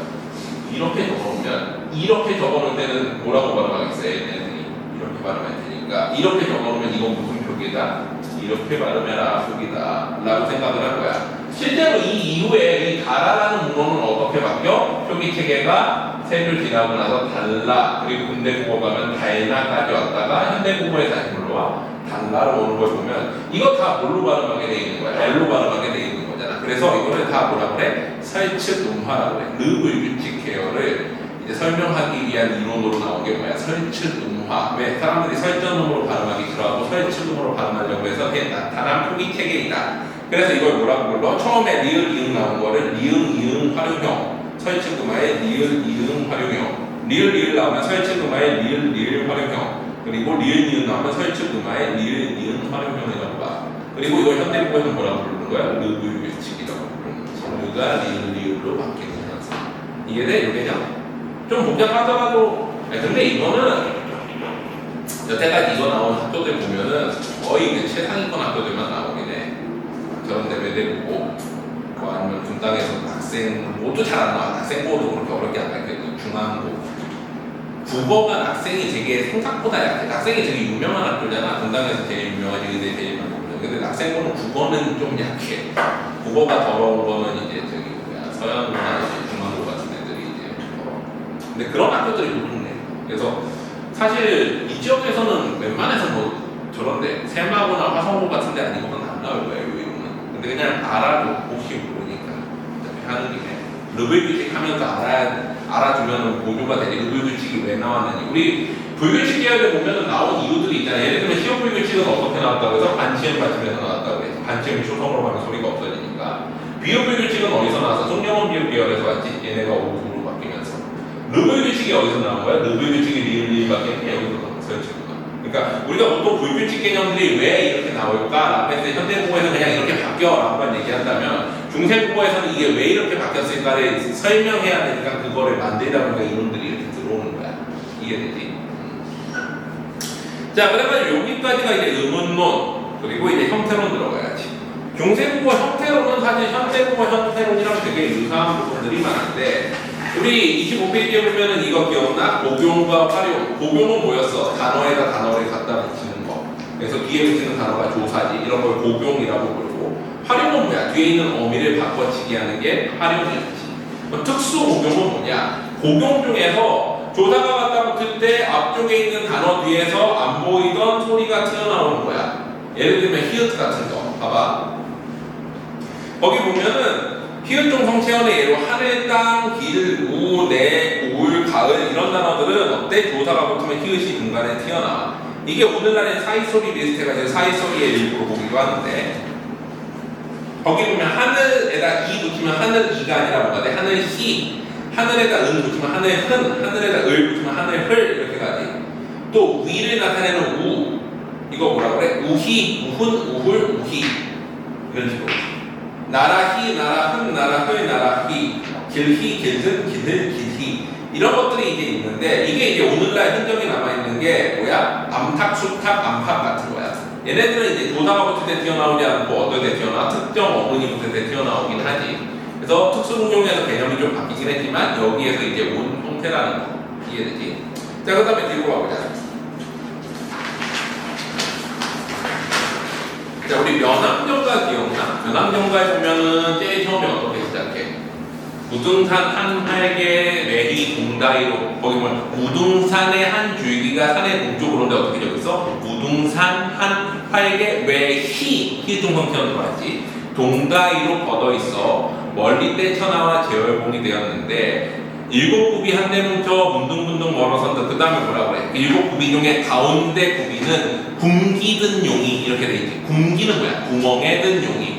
구멍이 뭐였어? 옛날에는 구무라고 그랬어. 구멍에다가 구멍의 이렇게 돼 있는데 이게 어때? 우가 탈락하고 기역이 튀어나오면서 어떻게 돼? 굶기 이렇게 되는 거지. 거기 보면은 뭐라고 나와? 굶기라고 나와. 구멍이 구멍의 해서 초등고등학교에서 굶귀 이렇게 나오지. 그래서 그런 식으로 적는데 기역 덧세님 체언이라고 그러지. 이렇게 기역 특수 복용. 근데 얘네들은 특징이 뭐야? 히읗은 그냥 튀어나오는데 기역은 우나 우가 탈락했고 앞에 붙어있는 우나 우가 탈락하는 경우가 많아. 그래서 남기, 남근, 남글, 남계, 나무와 남기라. 그래가지고 어떻게 되는 거야? 뿌리 깊은 나무는 할 때 어떻게 돼? 뿌리 깊은 남근 바람에 아니면 시 이렇게 가는 거잖아. 용비어천가 2장에 보면은. 자, 그 다음에 이제 조사 종류들 보자. 이거는 우리 모음조화할 때 많이 했어. 봐봐. 중세국어에는 주격조사가 뭐가 없었다? 가가 없었다. 가는 언제 생겨? 근대국어 후기쯤에 생겨. 그래서 가 대신에 다 뭐를 써서 이를 썼는데 그러면 받침이 있고 없고를 옛날에는 오늘날에는 이 가는 받침이 있고 없고를 구분하는 거잖아. 받침이 있으면 있고 받침이 없으면 가를 쓰지. 근데 옛날에는 어때? 똑같이 이를 썼는데 받침이 있으면 이응 적고 받침이 없으면 이응 안 적고 이렇게 적었어. 한글 같은 경우는 우리가 어떻게? 붙였었지. 선호가 하면은 선호가가 아니라 선호에다가 이를 갖다 붙여 선회 이렇게 적어버렸던 거야. 근데 한자로 적을 때는 어떻게? 한자는 감히 이제 한글 같은 거 붙여 적을 수 없으니까 한자로 적을 때는 어때? 밖으로 빼가지고 받침 없이 적고. 이제 만약에 받침이 있는 경우에는 어때? 이렇게 적어야지. 한자와 가를 받침이 있으면 이응을 적고 없으면 이응을 안 적고. 자, 그다음에 관용격 조사는 어때? 네 가지가 있었지. 의, 아래야 의 양성으로 쓰고, 그냥 의는 음성에 쓰고. 근데 둘 다 어때? 유정명 살아있는 거에는 의를 쓰고, 죽어있는 거에는 뭐를 썼어? 사이시옷 같은 시옷을 적었다. 그래서 관용격 조사 시옷인데, 이거는 유정명사 높임에서 썼다라고 해요. 오늘날에도 보면 사이시옷은 어디에 들어가고? 유정명사에 많이 들어가. 사이시옷 들어가는 거 보면은, 나란 일 했을 때, 사이시옷 들어가. 이렇게. 또 관용격 조사 이는 어디에 쓰느냐? 나, 너, 저에 쓴다고 그랬지. 나 플러스 2, 네, 너 플러스 2, 네, 저 플러스 2, 제 이렇게. 근데 이게 그러다 보면 뭐랑 동일해? 자, 나에다가 주격조사 2 붙인 거나 나에다가 관용격조사 2 붙인 거나 똑같이 되지. 이거는 앞뒤 문맥이나 밑에 현대어 풀이 가지고 구분을 할 수 있어야 되는데 형태가 똑같아. 자, 그 다음에 또 보자. 거기 부사격조사는 종류가 되게 많지. 이건 한번 좀 봐봐. 중요한 거는 애는 어때? 양성에, 음성에, 유목디에 얘가 있었다. 이 정도 알아두면 되지. 자, 그 다음에 뒤로 가봅시다.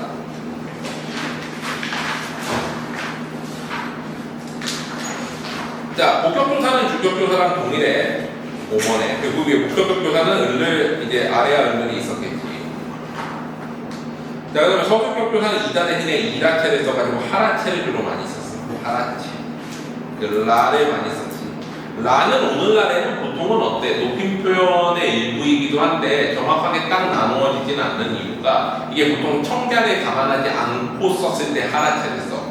그래 높임도 낮춤도 아닌 좀 애매한 위치이거든. 근데 옛날에는 그 말투를 많이 썼다라는 하라체. 자, 그다음 호격조사도 차이가 좀 있지. 아, 야는 똑같은데 뭐가 있어? 높임의 호격조사에 하가 있었지.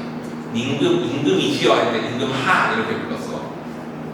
자, 여기까지 해가지고 조사는 다 정리됐고 모르겠는 거 괜찮아? 자, 그 다음 옆으로 가보자. 우리 높임 퍼펙션에 했던 거 다시 한번 정리해보자. 오케이.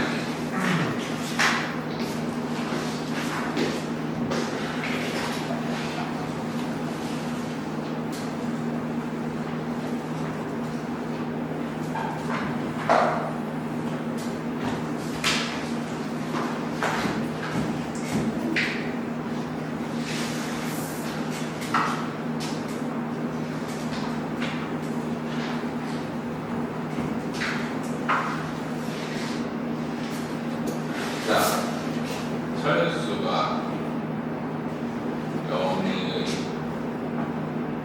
편지를 받다. 자, 이런 단어가 이렇게 그런 문장이 있다고 해보자. 받다를 가지고 되게 높임을 하고. 자, 여기가 주어지. 중세국어에서 주어를 높인다고 해보자. 그럼 받다를 어떻게 적어야 돼? 받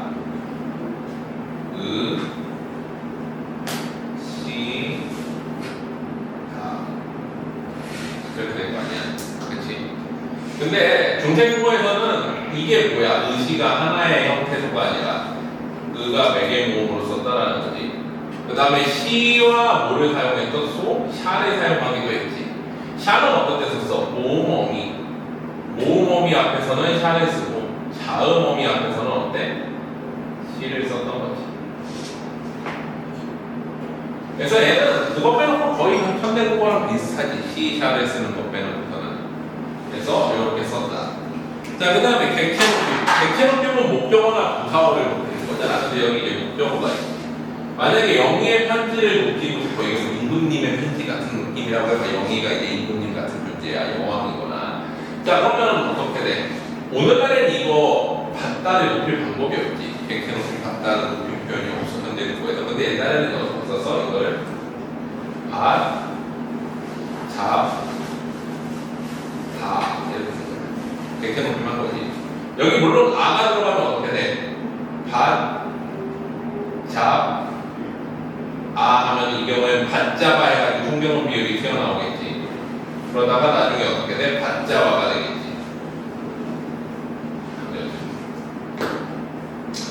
그리고 이게 앞뒤 관계에 따라서 잡 대신에 뭐 먹다 같은 경우에는 어떻게 쓰기도 해? 먹, 쌉, 아, 뭐 이렇게 쓰기도 했어. 삽잡아를 같이 썼지. 자, 그 다음에 마지막으로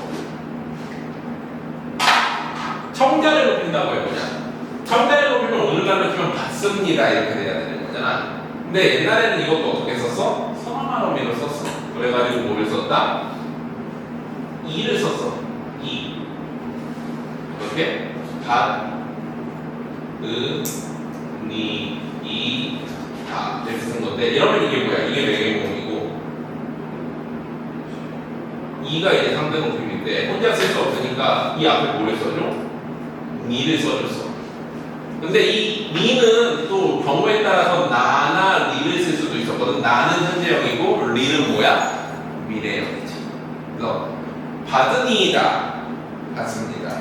받았습니다는 받으니이다 똑같아. 과거랑 그 기본형은 똑같지. 그리고 받는다 뭐 받는다인데 씁니다 좀 이상하긴 한데 현재형으로 해봐는 거야? 받으나 받나이다 이렇게 되겠지. 붙일 필요 없지. 받나이다.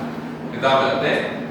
미래형은 받으리이다 받겠습니다. 받으리이다 이렇게 되겠지. 자 그리고 의문형은 어떻게 돼? it을 붙여. 우리 보통은 그 기본 의문형은 it을 쓰거든. 그래가지고 이제 보통 어떻게 써? 먹으니까 이렇게 쓰면 기본 의문형. 근데 높임하면 어떻게 돼? 먹으니까 이렇게 하면은 높임법 상대 높임 의문형이 되는 거지. 그러니까 이거는 먹니? 먹습니까? 이렇게 가는 거지. 근데 여기다가 이제 현재형 쓰면 어때? 먹으나이까 혹은 먹으나이까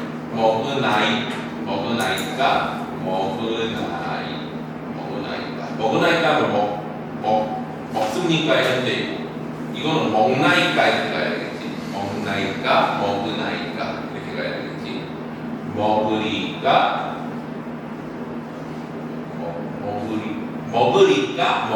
이렇게 가야지 사실. 그러니까 미래형은 먹으리까 먹나이까 먹으나이까 이렇게 가요. 그래서 상대 목표 만드는 방법들이 이렇게 되는. 근데 사극에서 좀 많이 쓴 표현이잖아. 이렇게 익숙하지. 사극 본 사람들은 사극을 안 보면 익숙하지 않은데 뭐뭐 하니라 이런 표현들 쓰거든. 그래서 이게 상대 목표입니다. 됐지? 이렇게 세 가지로 썼어. 자, 그러면 그 밑에 보면 이제 명사형 어미 만드는 방법이라는 건데, 우리 봐봐. 우리 얼음이라는 걸 봐봐. 얼음은 두 가지가 나올 수 있지. 명사가 된 차가운 얼음. 자, 그러면 얘는 뭐야? 어가 어근에다가 이거는 명사가 됐으니까 얘 음은 뭐야? 접사음이지. 아예 명사가 돼. 근데 또 하나 더 있지. 차갑게 얼음. 이 경우는 어떻게 돼? 어가 어근에다가 어미가 붙은 거지. 얘는 또 뭐야? 얘는 명사가 된 거고. 얘는 뭐야? 아직 동사인 거지. 자, 근데 똑같은 음을 쓰잖아. 현대국어는 그래서 구분이 잘 안 가지. 근데 중세국어는 어떻게 썼어? 접사는 썼고 어미는 오음을 썼는데 이 오음은 어떻게 보게 되냐면 오우라는 매개모음에다가 미음을 붙인 거라고 보기도 했어. 경우에 따라서 학자마다 좀 다른데. 그래서 이건 어떻게 썼겠어? 중세국어는 얼음 이렇게 썼겠지. 이거는 뭐야? 얼음 그냥 이렇게 썼겠지. 자, 하나 더 볼까? 뭐지? 이런 거 한번 해보자.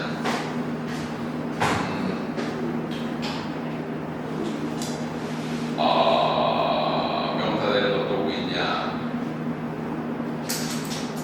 죽음. 명사 되면 어떻게 돼? 죽음. 이러면 이게 뭐야? 이건 동사인 거지. 또 뭐 있을까? 명사 된 거.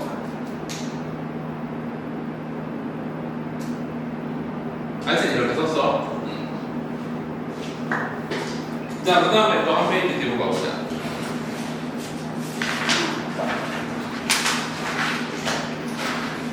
자, 그래서 명사형은 어때? 옴이 쓰다가 근대국어 오면 뭐가 나오기 시작해? 기가 나오기 시작하냐. 그러니까 오늘날의 음기 체계로 굳어진 거지. 미음, 기, 명사형, 미음이고. 옛날에는 기가 없었어, 근대국어 때는. 자, 그 다음에 음원문의 종류는 보통